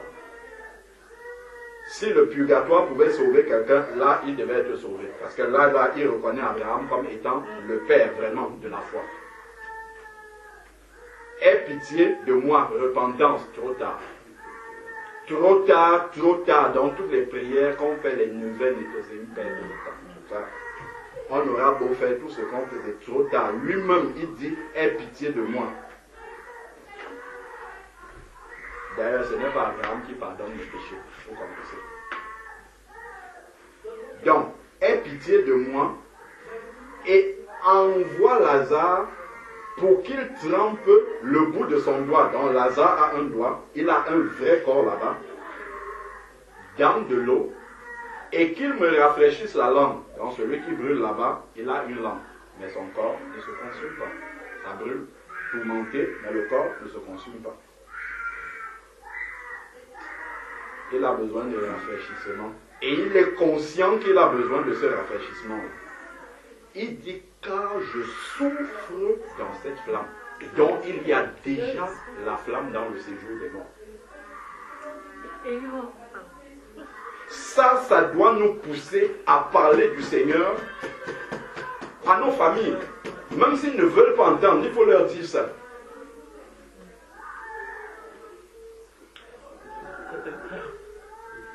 Peu importe, s'ils ne sont pas nés de nouveau, c'est ça qui attend tout le monde. Qu'ils soient catholiques, juifs ou nés. Ça là, c'est le destin de tous les êtres humains qui ne croient pas en Jésus-Christ. Donc, il dit qu'il souffre terriblement, et ça, c'est immédiatement après la mort. Tout de suite après. Je souffre dans cette flamme, immédiatement. Quelqu'un a tellement souffert sur la terre, il dit, il vaut mieux que je mette fin à mes jours. Il ne sait pas que c'est le vrai début des tourments, alors. Il valait mieux encore rester ici et souffrir sur la terre. Que de dire, je vais me jeter sous le train va passer. C'est là, alors, vraiment qu'il va connaître la souffrance. Il va dire que la terre c'était le paradis. Alors qu'il pensait avoir résolu ses problèmes. Et c'est comme ça que Satan trompe beaucoup de personnes. Regardons, tout le temps on est dans les métros sont arrêtés parce qu'on dit accident grave de voyageurs. C'est une manière folie de dire que quelqu'un s'est suicidé. Et là, immédiatement, c'est là, quelqu'un qui meurt par suicide, c'est immédiatement l'enfer. C'est écrit, tu ne tueras point. Tu ne t'appartiens pas, donc tu n'as pas le droit de tuer quelqu'un. Et quand ils sont malades, frère, on parle de psychiatrie par exemple. Continuons d'abord. On va arriver sur. Notons les questions. Pour l'instant, lisons ce que la parole de Dieu dit et après on pourra examiner les cas particuliers s'il en existe. Mais la parole de Dieu est quand même exhaustive pour nous répondre. Donc, voilà ce qui se passe pour celui qui n'est pas mort en Christ immédiatement après la mort.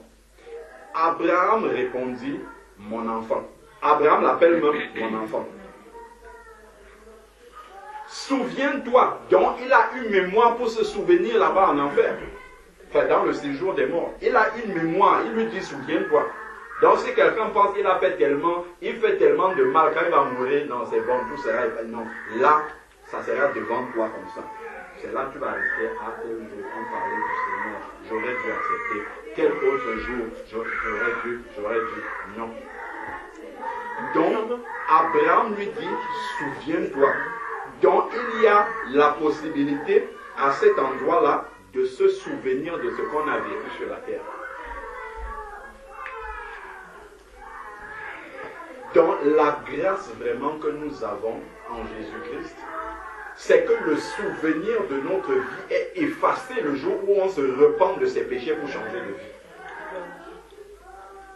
Cette mémoire-là dont Abraham lui dit, souviens-toi, elle est effacée, balayée, pardonnée. Le Seigneur dit dans Ésaïe chapitre 43, verset 25, je pardonnerai vos péchés et je ne m'en souviendrai plus. J'effacerai vos péchés et je ne m'en souviendrai plus. Voilà pourquoi le plus grand miracle sur la terre, ce n'est pas la résurrection des morts, c'est le pardon des péchés. C'est ça le plus grand miracle. Parce que ça ouvre vraiment la porte à l'être humain pour aller près du Seigneur. C'est ça le plus grand de tous les miracles qui existent. C'est effacer tous nos péchés. Donc, souviens-toi que tu as reçu tes biens pendant ta vie. Il avait des biens qu'il aurait pu utiliser pour la gloire du Seigneur, mais rappelons-nous que le premier verset nous a dit que tous les jours c'était jouir de la vie loin du Seigneur. Donc, souviens-toi, il n'est pas là-bas parce qu'il était riche, hein. C'est pas ça, c'est la manière dont il a vécu là, c'est pour ça qu'il est là-bas. Donc ensuite maintenant, souviens-toi que tu as eu des biens pendant ta vie et que de même Lazare a eu des maux et maintenant il est consolé. Et toi, tu souffres. Lazare n'est pas là-bas parce qu'il était malade et en récompense de ce qu'il a souffert sur la terre, Dieu lui donne le paradis. C'est pas ça. Lazare, malgré la souffrance physique, a mis sa confiance en Dieu. C'est ça qui l'amène auprès d'Abraham, qui est le père de la foi. C'est ça que nous devons comprendre. Donc, maintenant, toi, tu souffres. En plus de tout cela, entre nous et vous, entre ceux qui sont sauvés et ceux qui ne le sont pas, se trouve un grand abîme, afin que ceux qui voudraient passer d'ici ne puissent pas le faire, et qu'on ne parvienne pas non plus de là vers vous. Un musulman pense qu'il va d'abord passer en enfer pour laver ses péchés et après il va aller au paradis. Ça, ce n'est pas vrai. Le verset se dit, ce n'est pas vrai. Si tu es dans le séjour des morts, tu restes là-bas. Si tu es au paradis, ce n'est pas à ce moment-là que tu vas aller sauver ton frère ou ta soeur qui est en enfer là-bas. Non, c'est pas dans la terre. Quand nous sommes là, c'est là que nous devons parler aux personnes que nous connaissons. Sinon, après la mort, c'est trop tard. À la fois, si nous sommes sauvés, ils sont perdus, ainsi de suite. C'est trop tard pour régler ça. Donc, voilà, il dit bien qu'il y a un abîme pour que les deux mondes ne communiquent pas. Le riche dit, maintenant qu'il est devant l'évidence de la vérité, c'est là où il se rend compte qu'il est perdu. Parce qu'il n'avait pas encore compris que là où il est, c'est définitif. Il pensait qu'il y avait encore une possibilité de quitter de là pour... Là maintenant, Abraham lui a vraiment expliqué que là où tu es là-bas, c'est là où tu devras rester pour l'éternité. Le riche dit, je te demande donc, Père, il continue à l'appeler Père, d'envoyer Lazare dans ma maison, dans la maison de mon Père, car j'ai 5 frères. Il se souvient là-bas que sur la terre, il a des frères dans la chair. Donc le souvenir de sa vie est là-bas avec lui. J'ai 5 frères. Qu'il leur apporte son témoignage. C'est quand il est dans le séjour des morts qu'il devient un évangéliste. C'est trop tard. C'est sur la terre qu'on doit être évangéliste, pas après. L'évangile sauve quand on est vivant. Quand on est mort, c'est terminé. L'évangile, il n'y a plus de salut. Il n'y a plus de possibilité de sauver quelqu'un qui est mort. Ni lui. Et d'ailleurs, Abraham va lui répondre ce qu'il faut. Il dit, afin qu'il ne vienne pas aussi dans ce lieu de tourment. Souvent, nous pouvons être là en train de se lamenter devant le sort de quelqu'un qui est mort. Quelqu'un qui est probablement perdu. Au lieu de se lamenter, la personne, là où elle est là-bas, elle se dit, si seulement, au lieu de pleurer comme ça, s'il pouvait écouter la parole de Dieu qui est en train d'être prêchée, parce que toi encore tu es vivant, tu peux l'accepter et ne pas venir me retrouver ici. Je veux mourir avec lui, je veux tomber, je veux entrer dans la tombe avec lui. Alors que la personne dit, lui il a encore la grâce, les gens sont en train de prêcher là. Lui il peut encore prendre une décision, moi c'est trop tard. Les gens chantent, ils dansent sur les albums de Michael Jackson. Si on pouvait le prendre pour le mettre ici, pour qu'il dise, arrêtez ça, vous avez mieux à faire, au lieu d'être en train de m'idolâtrer comme ça. Oui, Johnny Hallyday, c'est pareil. Les obsèques présidentielles et tout, si vous pouvez dire, arrêtez-moi tout ça. Cherchez à vous préparer pour le jour où vous devrez aussi passer par la mort. Mais c'est trop tard. Voilà ce que le riche est en train de demander ici. Envoie Lazare pour qu'il aille donner son témoignage à mes frères qui sont là, pour qu'eux ne viennent pas aussi dans ce lieu de tourment. Immédiatement après la mort, c'est le lieu de tourment déjà. Abraham répondit, et c'est là où on comprend vraiment que la fin, après la mort, c'est terminé. Il n'y a plus de possibilité. Qu'est-ce qu'Abraham lui dit? Abraham répondit, ils ont Moïse et les prophètes, qu'ils les écoutent. Donc ils ont encore la possibilité d'écouter la parole de Dieu par ceux qui sont vivants. Ce n'est pas quelqu'un qui va venir du séjour des morts pour dire ce qu'il a vu. Non. Ceux qui sont vivants prêchent la parole de Dieu, qu'ils les écoutent. C'est ça. Ils ont Moïse et les prophètes, ils ont la Bible. Ils n'ont qu'à s'appuyer sur la Bible pour croire. Sinon, c'est le même chemin qu'ils vont suivre. Et il dit, le riche, là maintenant, il est en train de se battre pour le salut de ses frères. C'est trop tard maintenant. Ce n'est pas là qu'il faut. Ce n'est pas maintenant qu'il fallait le faire. C'est pendant qu'il jouissait de la vie là tous les jours, chaque jour, brillante vie et joyeuse vie. C'est à ce moment-là qu'il devait penser à son propre salut et à celui de ses frères. Trop tard. Non, Père Abraham, mais si quelqu'un des morts va vers eux, ils vont se repentir. Souvent les gens disent, qui est déjà mort et qui est revenu? Ils pensent que c'est si un mort revient qu'ils vont croire en Jésus. Pas du tout. Pas du tout. Pas du tout. Pas du tout, parce que celui qui prêche la parole, étant né de nouveau, est quelqu'un qui est revenu de la mort. Amen. Et ça, ils ne le savent même pas. Quelqu'un qui dit avant, voilà quelle était ma vie, aujourd'hui je suis devenu un enfant de Dieu, c'est quelqu'un qui est ressuscité qui est en train de te parler, mais toi tu cherches un ressuscité selon la vie. Alors que tu as un vrai mort qui est revenu de la mort. Quand on dit on a été enseveli dans les eaux du baptême, c'est quelqu'un qui a été enterré et qui est revenu. Il est en train de te parler de Jésus, tu dis non, il faut que la tombe s'ouvre pour que quelqu'un revienne. Là je vais croire, trop tard. Donc ensuite, maintenant, ils se repentiront. Abraham n'est pas tombé dans ce qu'il disait. Et Abraham lui dit, s'ils n'écoutent pas Moïse et les prophètes, s'ils n'écoutent pas ceux qui prêchent la parole de Dieu, s'ils ne croient pas dans la Bible qui est là à la disposition de tout le monde, ils ne se laisseront pas persuader, même si quelqu'un ressuscite d'entre les morts. Donc, voilà la condition éternelle de celui qui est mort sans Jésus-Christ. Et la fin de toutes choses maintenant pour eux, Apocalypse chapitre 20, verset 11.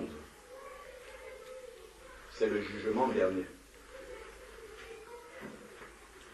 Apocalypse chapitre 20.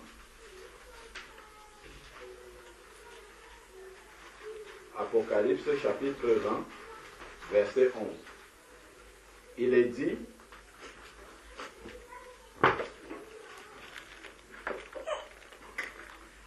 Puis je vis un grand trône blanc et celui qui y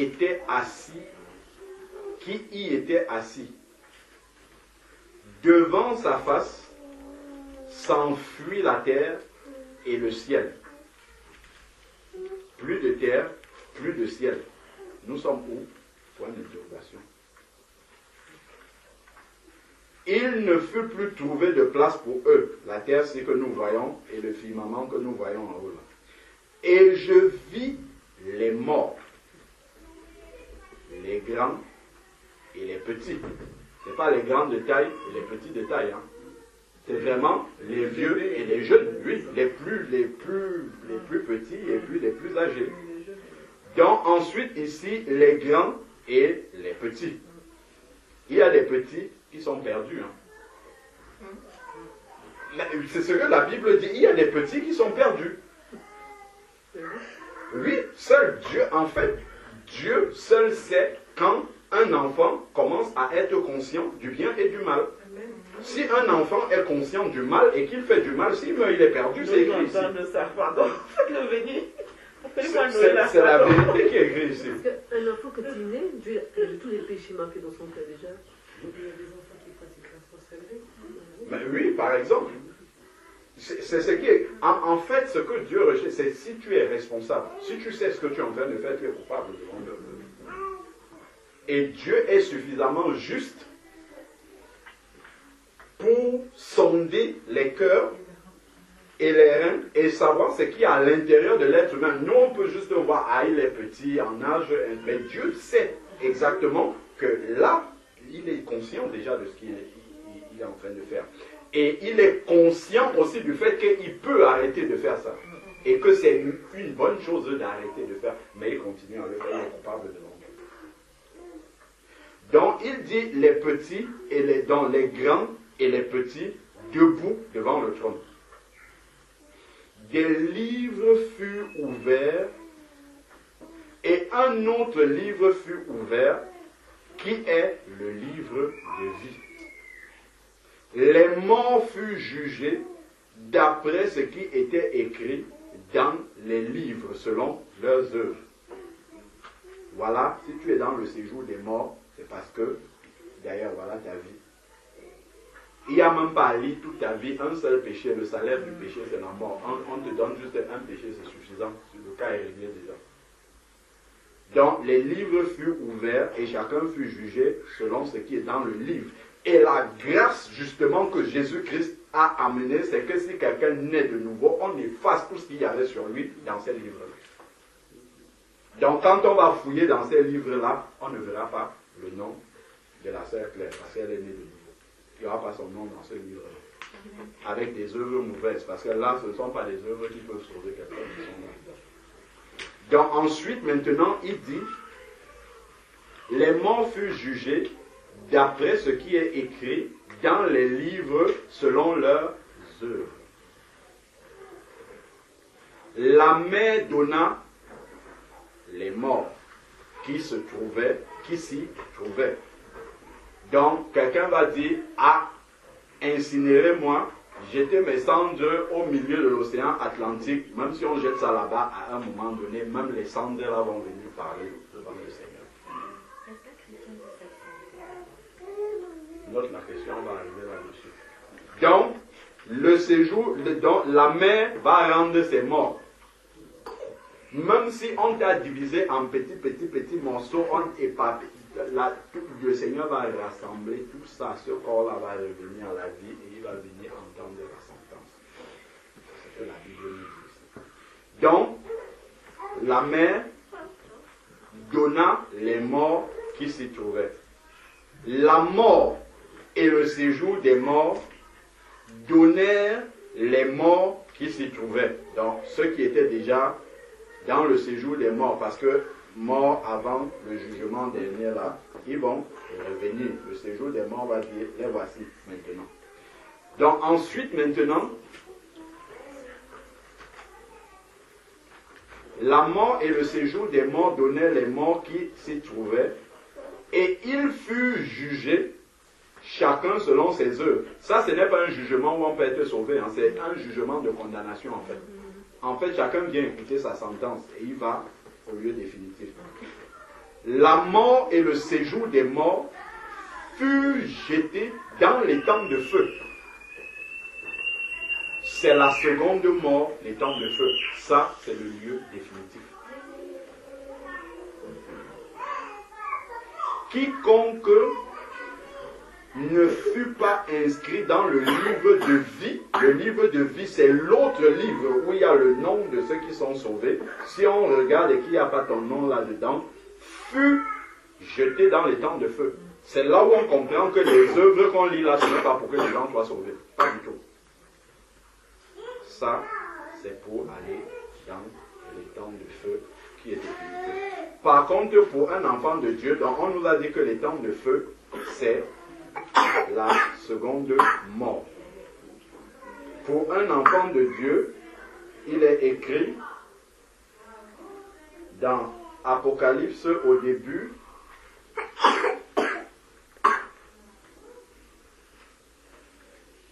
alors, donc,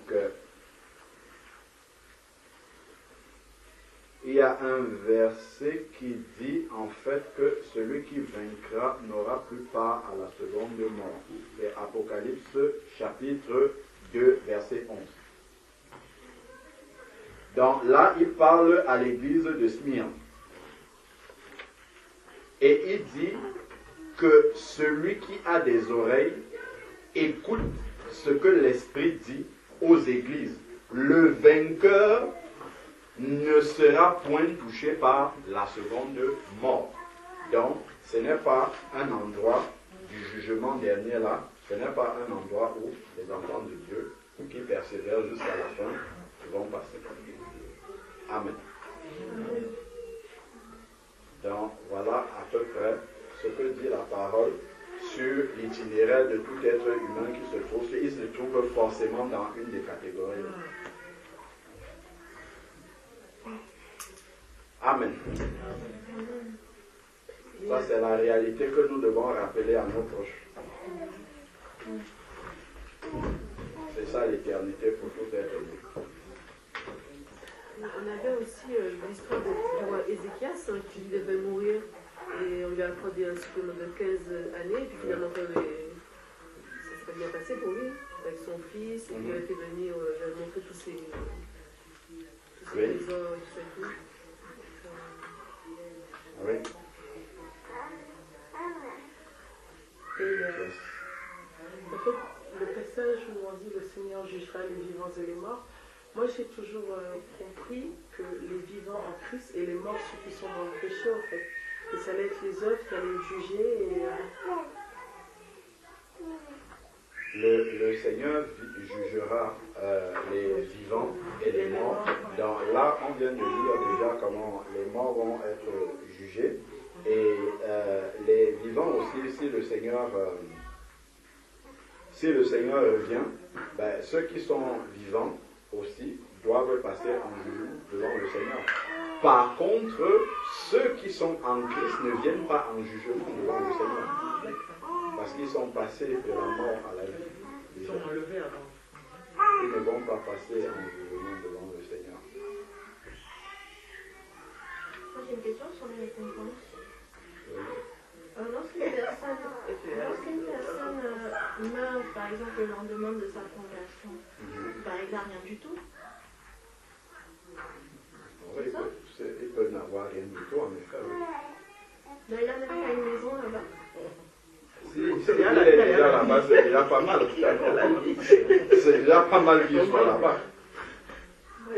On doit d'aller laver sur le sol là-bas. La récompense correspond à quelque chose qu'on a fait, non? S'il n'a rien fait, déjà il a bénéficié du salut gratuitement, c'est déjà bien vivre là-bas. Puisque le tribunal 2 Corinthiens 10 parle du tribunal de récompense justement pour les enfants de Dieu, et il dit bien que la récompense concerne ce qu'on a fait dans ce corps-ci. C'est ce qu'il dit. Donc, si quelqu'un n'a pas fait quelque chose, à quoi correspondrait donc cette récompense-là? 2 Corinthiens chapitre 5 verset 10.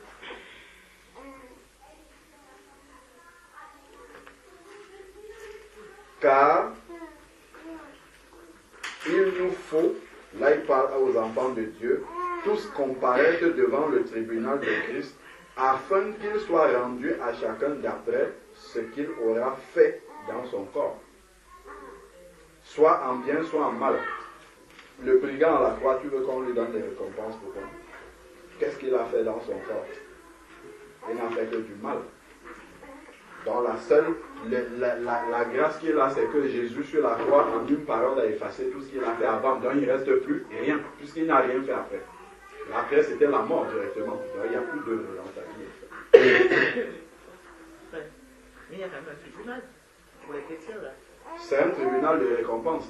Ah, d'accord. Oui. Sinon, ça serait contradictoire de dire en fait que celui qui croit en moi ne vient pas en jugement. En fait, le tribunal pour les chrétiens, en fait, ça correspond au livre de vie. Ceux qui se vont, tous les noms qui vont se trouver dans le livre de vie, Oui. ce sera ceux-là qui ont été chrétiens, qui sont morts voilà, dans le Seigneur. Oui. C'est ça, c'est un peu ça le tribunal.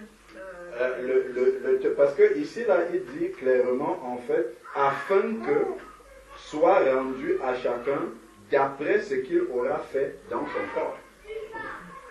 Si tu as gagné des âmes, il viendra bien un moment où le Seigneur te dira, entre dans ma joie, bon et fidèle serviteur. Tu as fait parfaitement l'œuvre pour laquelle je t'avais appelé, voici les récompenses. À l'un, il donnera 3 villes, à l'autre 10 villes, ainsi de suite. Donc il y aura vraiment des récompenses. Une question par rapport au millénium. Le millénium, c'est là où le Seigneur Jésus revient. Pour 1000 ans sur la terre. Oui. Et le diable sera enchaîné.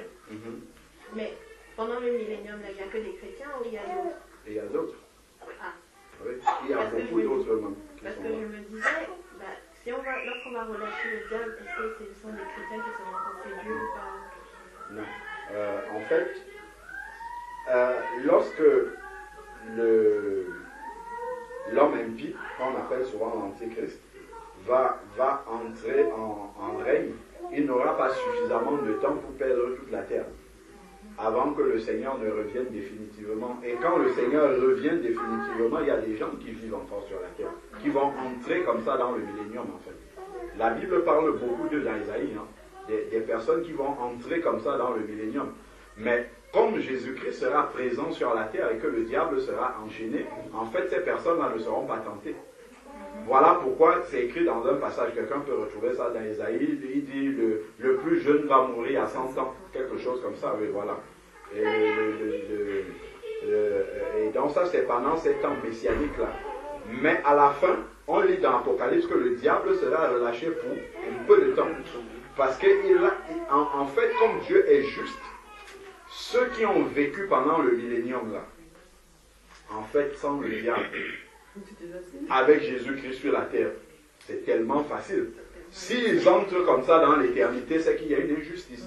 Donc voilà pourquoi il relâche le diable pour un peu de temps, pour qu'ils n'aient pas aussi à la tentation que nous avons eue, et que les cœurs soient révélés. Et l'enlèvement, alors, c'est quoi? C'est où? C'est quand? C'est quand? Non, je dis pas à quel moment. Non, quand on ni le connaît, mais c'est à quel moment dans toute cette histoire-là, il enlève certains chrétiens. Oui. Et après? Il enlève ceux qui sont prêts, les vierges sages. Donc le Seigneur vient, il enlève les vierges sages.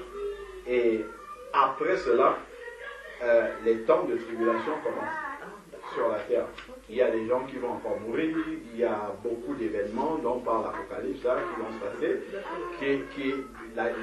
d'ailleurs le peuple juif doit être persécuté à mort. Apocalypse chapitre 7 parle de ça. Certains seront mis à part. L'homme impie va venir se présenter dans le temple à Jérusalem, de Thessaloniciens chapitre 2, et se proclamer comme étant Dieu. Les Juifs, dans un premier temps, ils vont croire que c'est lui qui est en fait le Seigneur, mais certains qui ont été marqués par le Seigneur vont prêcher et dire que ça, c'est pas Dieu. Ils vont commencer à se révolter. Il va entrer en persécution contre eux. Daniel parle de ça. Et les sacrifices et tout vont s'arrêter là-bas. Ça va durer pendant 7 ans. Et après, Israël sera isolé et toutes les nations de la terre réunies par l'Antéchrist vont attaquer Israël. Et là, le Seigneur va descendre avec ses saints, avec l'Église, pour combattre et sauver Israël. Parce qu'ils auront reconnu le Messie qui va arriver. Ils vont voir les mêmes percées, ils vont pleurer sur lui, ils vont reconnaître le Messie. Et là, les pieds du Seigneur vont se poser sur le mont des Oliviers. Zacharie 14, le mont des Oliviers va se fendre en deux. Et c'est là où Christ va régner sur la terre, comme il disait, pendant 1000 ans. D'accord. Donc il y aura encore des élus sur la terre. Et il y aura des personnes sur la terre, je ne sais pas s'ils sont élus, mais il y aura des personnes sur la terre. Et il y aura des personnes qui vont devoir entendre l'évangile à ce moment-là et qui vont devoir être tentées après 1000 ans. Une question aussi, comme on a lu tout à l'heure dans Apocalypse 20, par rapport à la foule, c'est écrit que la foule, elle vient de la grande tribulation. Donc il y a des chrétiens qui sont destinés à la grande tribulation. Il y a des gens qui sont destinés à la grande tribulation. Les vierges folles, ce sont les bons, c'est peut-être. Et il y a des gens qui ne vont pas prendre la marque de la bête, c'est aussi écrit là. Dans Apocalypse 20, on a vu qu'il y a des gens qui n'ont pas pris la marque de la bête, qui vont être sauvés aussi. C'est vrai qu'après l'enlèvement, tout est perdu. Donc si tu reposes sur la terre. C'est ça? Moi aussi je le crois. Je crois que si tu rates l'enlèvement, en fait, ça sera quasiment impossible d'être sauvé. Mais tu vas être décapité, mais tu vas avoir ton salut. Il y a la Il foule. faut accepter d'être décapité. T'as vu déjà. C'est ça. Moi je crois très très peu que... Les vierges folles, Oui. je pense qu'elles vont peut-être accepter. Quand elles sont revenues, il a dit non. Il n'y a pas la suite. La porte était fermée.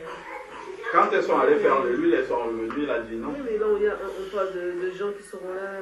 Je crois qu'il faut entendre le son de la trompette, c'est ça qu'il faut. Oui, c'est ça. Pour être sûr. La suite, Dieu seul sait ce qui va se passer après. Mais pour ceux qui ont entendu la parole aujourd'hui, peut-être il y a des gens qui n'ont pas encore entendu la parole. Peut-être eux, ils peuvent avoir la grâce d'entendre la parole après et peut-être être sauvés. Parce qu'on voit dans l'Apocalypse chapitre 14, on voit un ange qui traverse le ciel et qui prêche l'évangile. L'évangile éternel, c'est ce qui est écrit en avertissant les habitants de la terre de ne pas prendre la marche de la bête. Donc l'évangile, c'est la bonne nouvelle, c'est pour être sauvé. Donc, éventuellement, il y a des personnes qui pourraient être sauvées. Mais moi, ça m'étonnerait que des gens qui sont enfants de Dieu aujourd'hui rentrent dans la grande tribulation et soient sauvés. Peut-être que ceux qui se disent là maintenant enfants de Dieu, puis qui mangent un peu bancal, puis partir. Quand ils vont voir qu'il y a l'enlèvement, ils vont devenir. Ils vont accepter. Ils vont se réveiller. Peut-être qu'il y a des chrétiens. Il y a beaucoup de suppositions. Peut-être. Je crois que la voie la plus sûre, c'est d'être enlevé. D'être prêt, c'est sûr. Dès le premier voyage, c'est là qu'il faut partir. Tout le reste, c'est très incertain. Très incertain. Que quelqu'un sera sauvé après l'enlèvement, que tout ce que nous pouvons voir là, c'est que les vierges folles, quand elles sont revenues, il leur a dit, je ne vous ai jamais connu, et la porte est restée fermée. Ça, déjà, c'est Et il n'y avait pas d'espoir. un mauvais présage pour quelqu'un qui connaissait déjà la parole et qui a raté l'enlèvement. C'est très mauvais.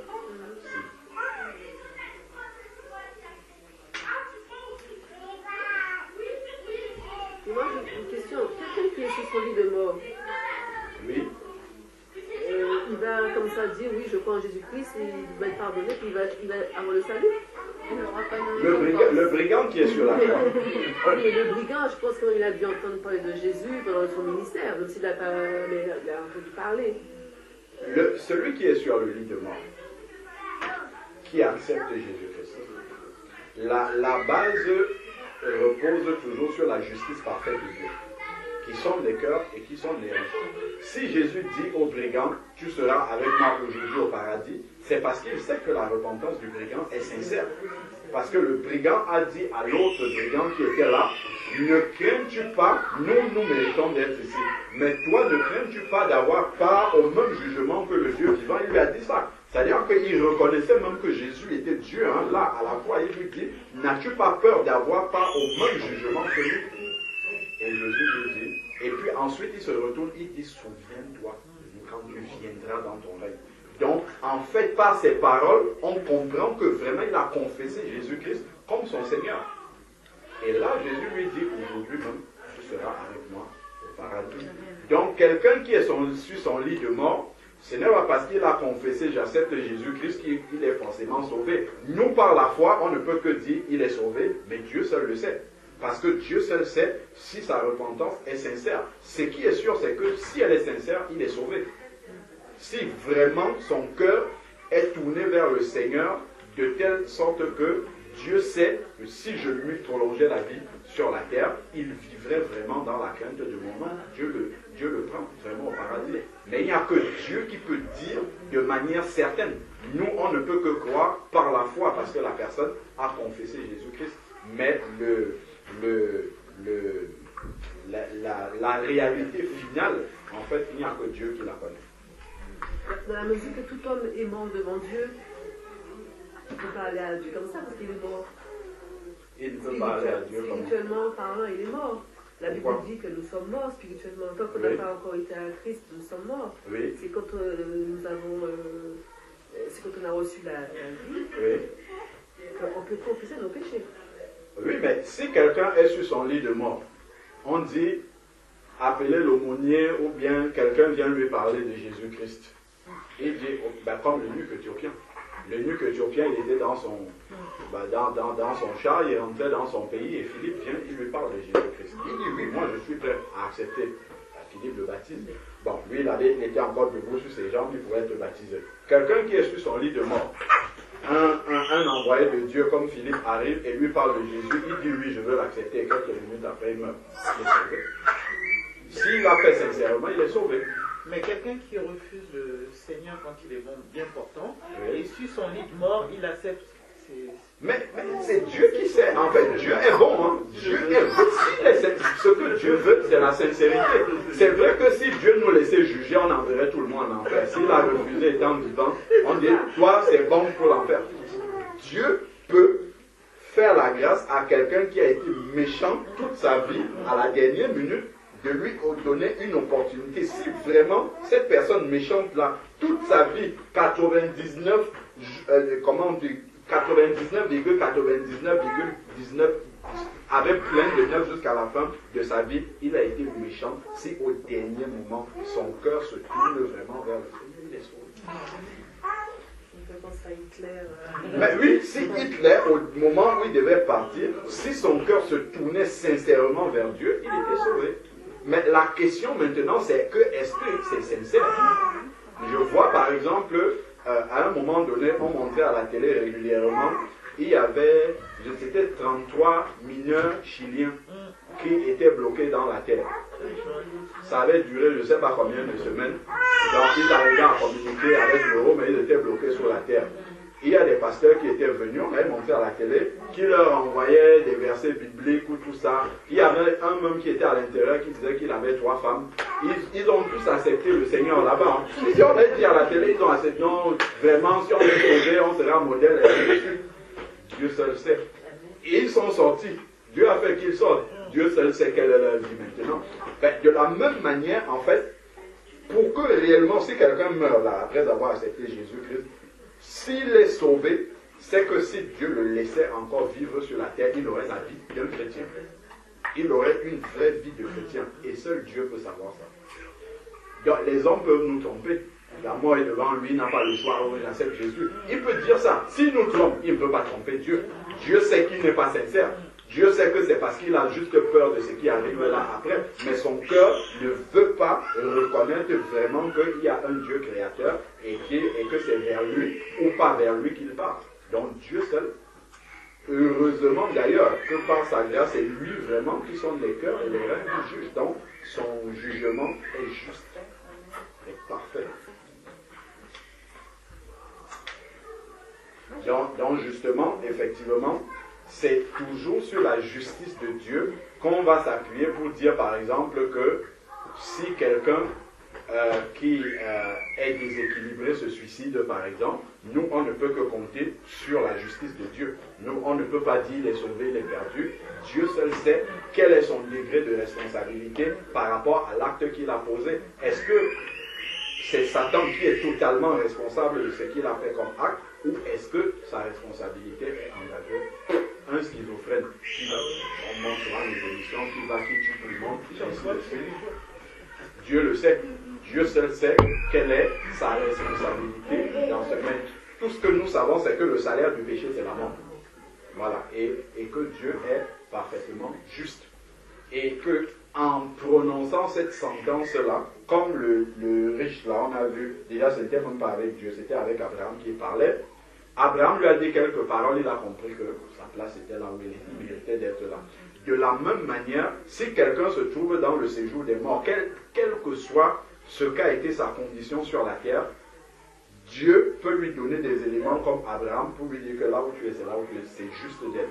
S'il était mongolien ou je ne sais pas quoi sur la terre et qu'il est quand même dans le séjour des morts, Dieu peut lui montrer que ta responsabilité est engagée. Ce n'est pas une erreur que tu sois là. Moi, j'ai pensé à toutes les personnes qui aiment faire des témoignages. Enfin, ils ont vécu une mort, ensuite ils sont revenus. Je me dis, est-ce que le diable peut simuler la mort? Parce que des fois, ça ne ressemble pas du tout à ce que dit la parole. Donc, est-ce que le diable peut faire ça? Je pensais que c'était jusqu'à simuler. Le diable peut séduire beaucoup. Quand on regarde dans Matthieu chapitre 4, on voit que le diable a transporté Jésus d'un endroit à un autre. Il l'a transporté à beaucoup d'endroits. Donc le diable peut transporter des gens dans un endroit où il nous fait voir que c'est l'enfer. Et il nous fait voir des choses de là-bas.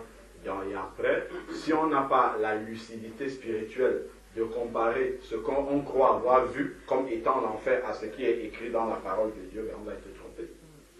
On va être trompé complètement. Et donc, on va dire, j'ai vu l'enfer, j'ai vu... Mais ce que nous voyons là dans la parole de Dieu, c'est que quand on entre là-bas, on ne sort pas. On n'entre pas pour visiter et ressortir. Moi, je n'ai pas vu quelqu'un dans la Bible, même les apôtres qui ont visité l'enfer et qui sont sortis de là, ça n'existe pas dans la Bible. Si tu vas là-bas, c'est pour y rester. Il n'y a que Jésus qui a parlé précisément de l'enfer. Dans le livre de Luc, il n'y a que là-bas où Jésus parle précisément de l'enfer. À part lui, personne d'autre.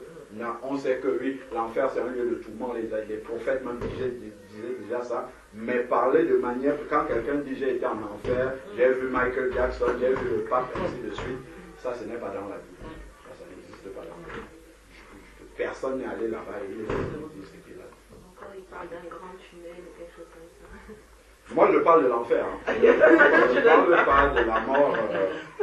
Moi, je parle de celui qui dit qu'il a été en enfer. Il a vu et il est ressorti pour raconter ce qu'il y a là-bas. Moi, je ne vois pas ça dans ma parole. Et j'avais une question. Il y avait un pasteur qui avait dit que quand on meurt, tous les morts en fait attendent le jugement et que c'est après le jugement que ceux qui vont en enfer seront jetés en enfer pour toujours, qu'il n'y a pas un feu qui brûle éternellement, et que quand on meurt, celui-là qui est mort en 1900, je ne sais pas combien, va en enfer, celui qui meurt en 2015 va brûler en enfer, et que tous les morts attendent le jugement pour brûler une fois pour toutes, qu'on ne brûle pas éternellement en enfer. Je ne sais pas si c'est biblique.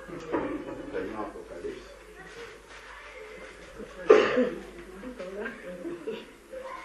Apocalypse, chapitre 20.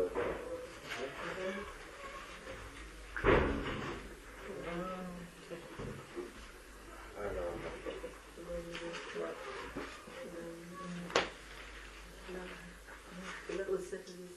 bah oui, voilà, c'est ça que je cherchais. Tu as trouvé le verset, ma soeur? Apocalypse 20, verset 10. Ben voilà. Le diable qui les séduisait fut jeté dans les temps de feu et de soufre où sont la bête et le faux prophète, et il fut tourmenté jour et nuit au siècle des siècles. Ça, c'est ce qui se passe dans les temps de feu. C'est quand on est tourmenté là-bas au siècle des siècles. Donc, c'est un feu éternel. D'ailleurs, il y a un verset qui dit aussi le feu qui ne s'éteint pas, Jésus l'a dit. Quand il dit jetez-les dans les ténèbres de dehors où le feu ne s'éteint pas. C'est une manière aussi de dire que. Ils allaient aussi avec les verres et le feu. Donc, un pasteur peut dire ce qu'il veut, mais il faut vérifier ce qui est écrit dans la Bible.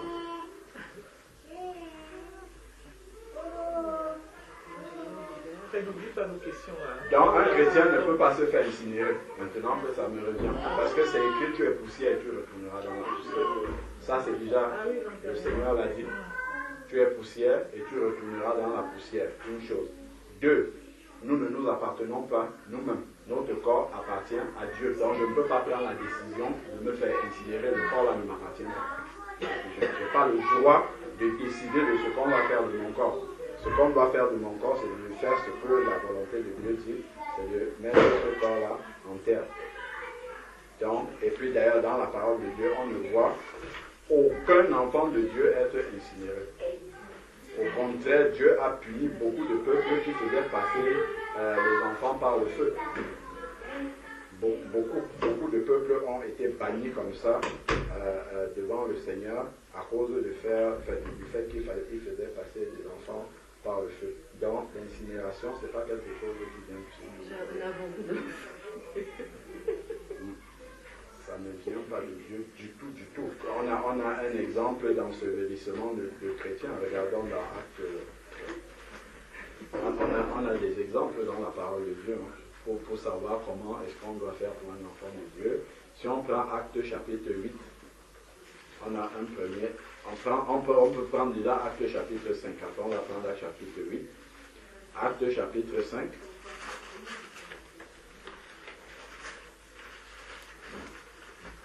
Actes chapitre 5, verset 5. Actes chapitre 5, verset 5.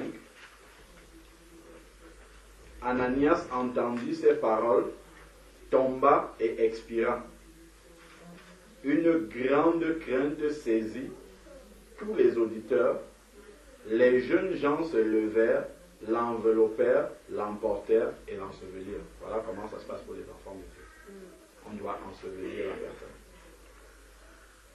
Environ 3 heures plus tard, sa femme entra sans savoir ce qui était arrivé. Pierre lui adressa la parole. Dis-moi, est-ce à un tel prix que vous avez vendu le champ? Oui, répondit-elle. C'est à ce prix. Alors Pierre lui dit, comment vous êtes-vous accordé pour tenter l'Esprit du Seigneur? Voici ceux qui ont enseveli. Ça c'est la volonté de Dieu pour les enfants de Dieu. Enseveli ton mari sont à la porte. Ils t'emporteront. À l'instant, elle tomba à ses pieds et expira. Les jeunes gens, à leur entrée,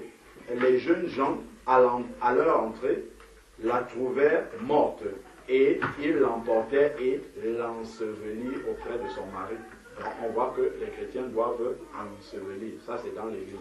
Prenons maintenant ensuite Actes chapitre 8.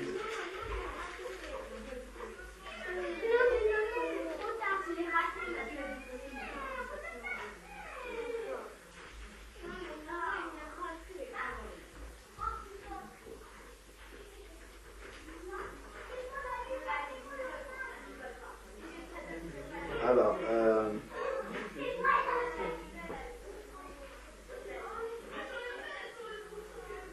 donc, on peut prendre Acte 8 à partir du verset 2. Des hommes pieux, dont on a lu la mort d'Étienne, des hommes pieux ensevelirent Étienne et firent sur lui de grandes lamentations. Donc, voilà ce qu'on doit faire. Et Jésus, même qui est le modèle, fut enseveli par Joseph d'Arimathée. Donc, on a le modèle d'incinération et tout ça, ça fait partie des pratiques païennes. Et les fleurs. Hein? Et les fleurs. Les fleurs, non, mais je sais pas. C'est qui pleurait. Oui, il pleurait à grand bruit. Non, on n'a pas dit que les fleurs. Jésus a pleuré quand Lazare était mort alors qu'il a ressuscité. On dit simplement qu'il ne faut pas en rester là. Après, il faut être lucide. On ne dit pas que c'est un péché de pleurer un mort. Non. Mais ce qui est sûr, c'est que ce n'est pas l'esprit qui pleure, c'est la chair. C'est la chair, voilà. La chair qui pleure. N'oublie pas nos questions, frère, avant que la petite ne tombe là. Donc, citer dans les questions, je crois que moi j'avais retenu ce que tu avais dit sur l'incinération, il y avait... Ma prière n'était pas structurée. Ah oui. Voilà. Et avant qu'on ne passe à la mort. Oui, la prière n'est pas structurée. Oui, j'avais... Je te prie pour que cette parole, mon Dieu, qui est vivante, qui est esprit et vie, Seigneur, puisse encore être gravée dans notre cœur, Seigneur, dans notre esprit. Seigneur, nous te prions au nom de nous garder, Seigneur mon Dieu, soir, nous te demandons d'être dans la sobriété. Amen. Seigneur, de demeurer avec toi, Seigneur mon Dieu, de ne pas être surpris. Amen. Quand ce jour-là viendra, Seigneur, que nous aurons une pleine assurance en toi, Seigneur. Oui, garde-nous dans ta main, je te prie, s'il te plaît, mon Dieu. Donne-nous de persévérer encore, Seigneur mon Dieu, quoi qu'il arrive, que nous puissions persévérer, Seigneur mon Dieu, dans toutes les épreuves que tu pourras nous donner, Seigneur mon Dieu. Que nous puissions avoir les yeux fixés sur toi, Seigneur Jésus. Amen. Seigneur, je te prie aussi pour que nous puissions aussi alerter nos familles, Seigneur mon Dieu, les collègues. C'est pas toujours évident, mon Dieu, pour nous entre ceux qui croient et qui ne croient pas en enfer, Seigneur mon Dieu. Je te prie de nous donner la sagesse et l'intelligence pour pouvoir parler de toi, Seigneur. Amen. Merci encore, mon Dieu, pour ta grâce et pour ta parole, Seigneur. Au nom de ton Fils Jésus-Christ. Amen. Amen. Amen.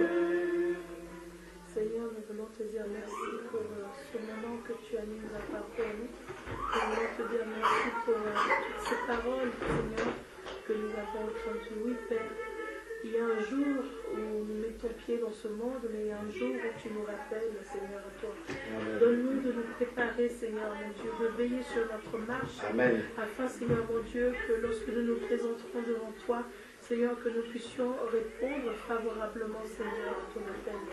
Éternel, nous remettons entre tes mains, nous remettons tous nos proches entre tes mains, Seigneur.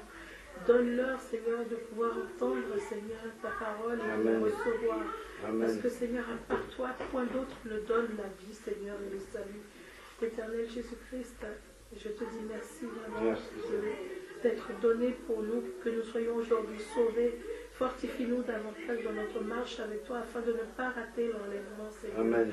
Viens enlever tout ce qui est en nous qui ne t'honore pas encore, Seigneur, parce que tu es saint, saint, saint, Seigneur.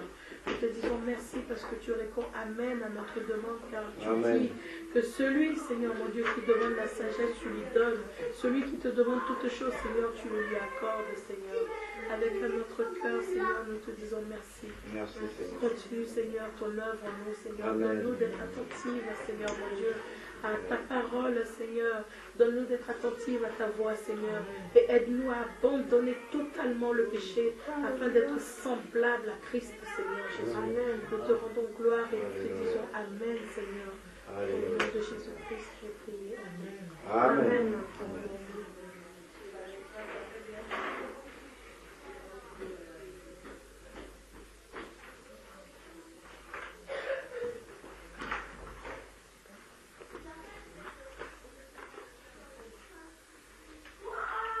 Dans le millénium, le corps de gloire. C'est bon. chant. Hein. Oui, c'est un chant.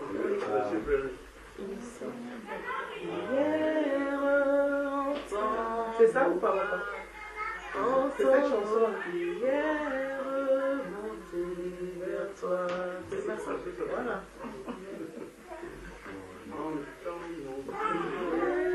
C'est un chant d'accompagnement de prière. Ah, d'accord. C'est-à-dire que l'assemblée peut continuer à chanter pendant qu'il y a une sœur ou un prie.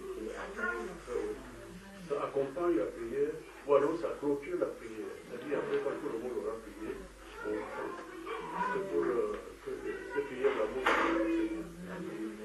Entends nos prières,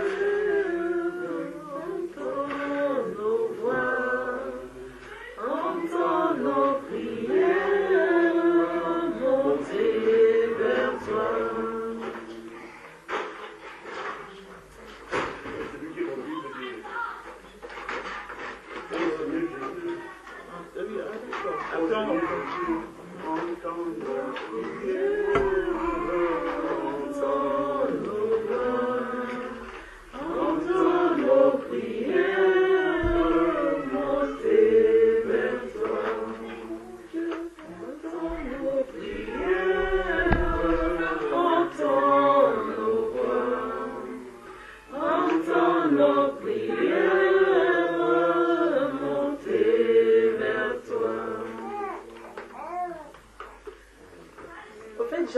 je m'étais fait une idée de l'être humain.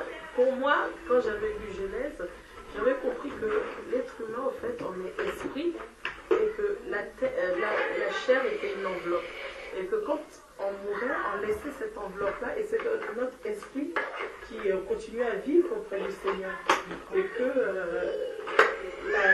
si on arrive à se mouvoir, à faire des choses, que c'était l'esprit qui le faisait, mais la chair l'accompagnait. Elle était juste une enveloppe qui lui permettait d'être représentée physiquement, mais que c'était notre esprit qui faisait, par exemple, si on parle, on marche, on court sur cette terre. Pour moi, c'était ça. Je ne sais pas si...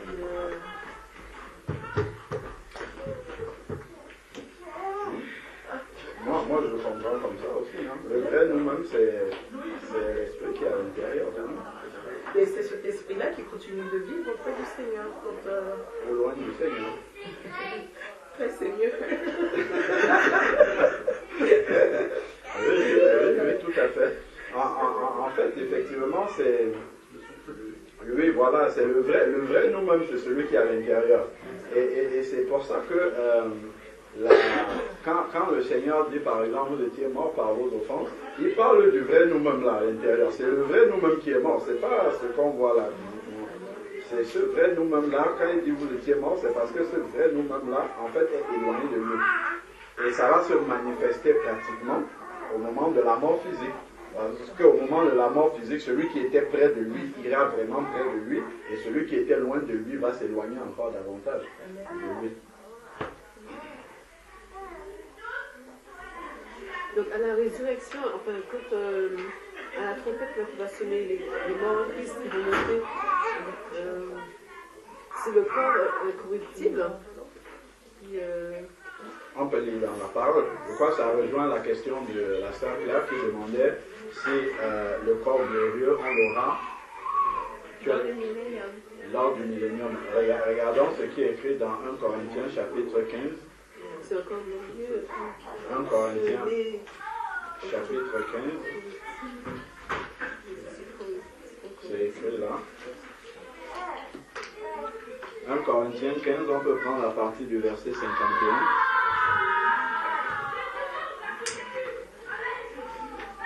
On peut prendre même à partir du verset 50. 1 Corinthiens 15 à partir du verset 50.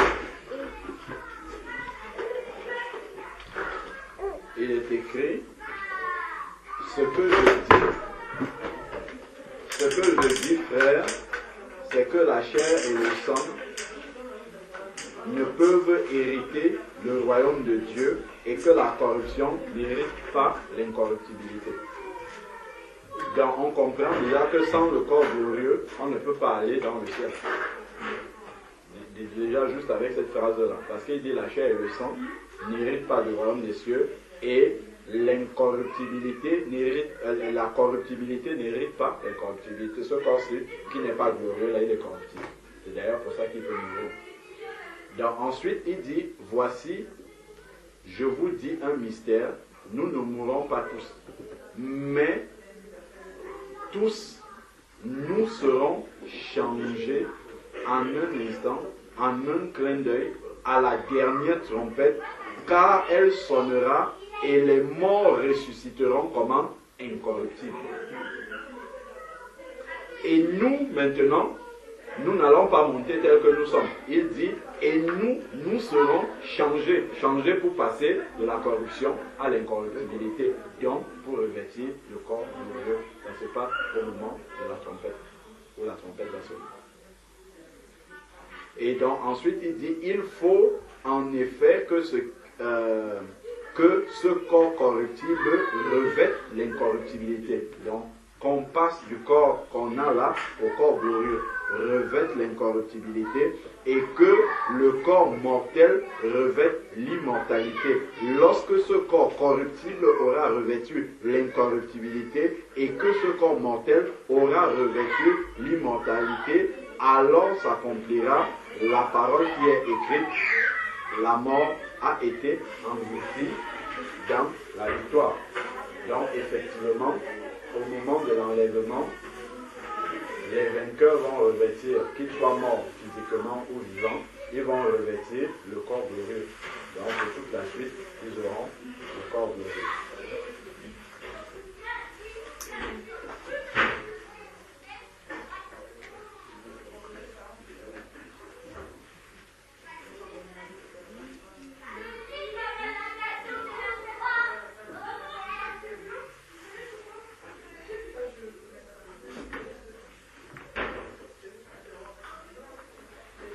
Pas d'autres questions, c'est bon.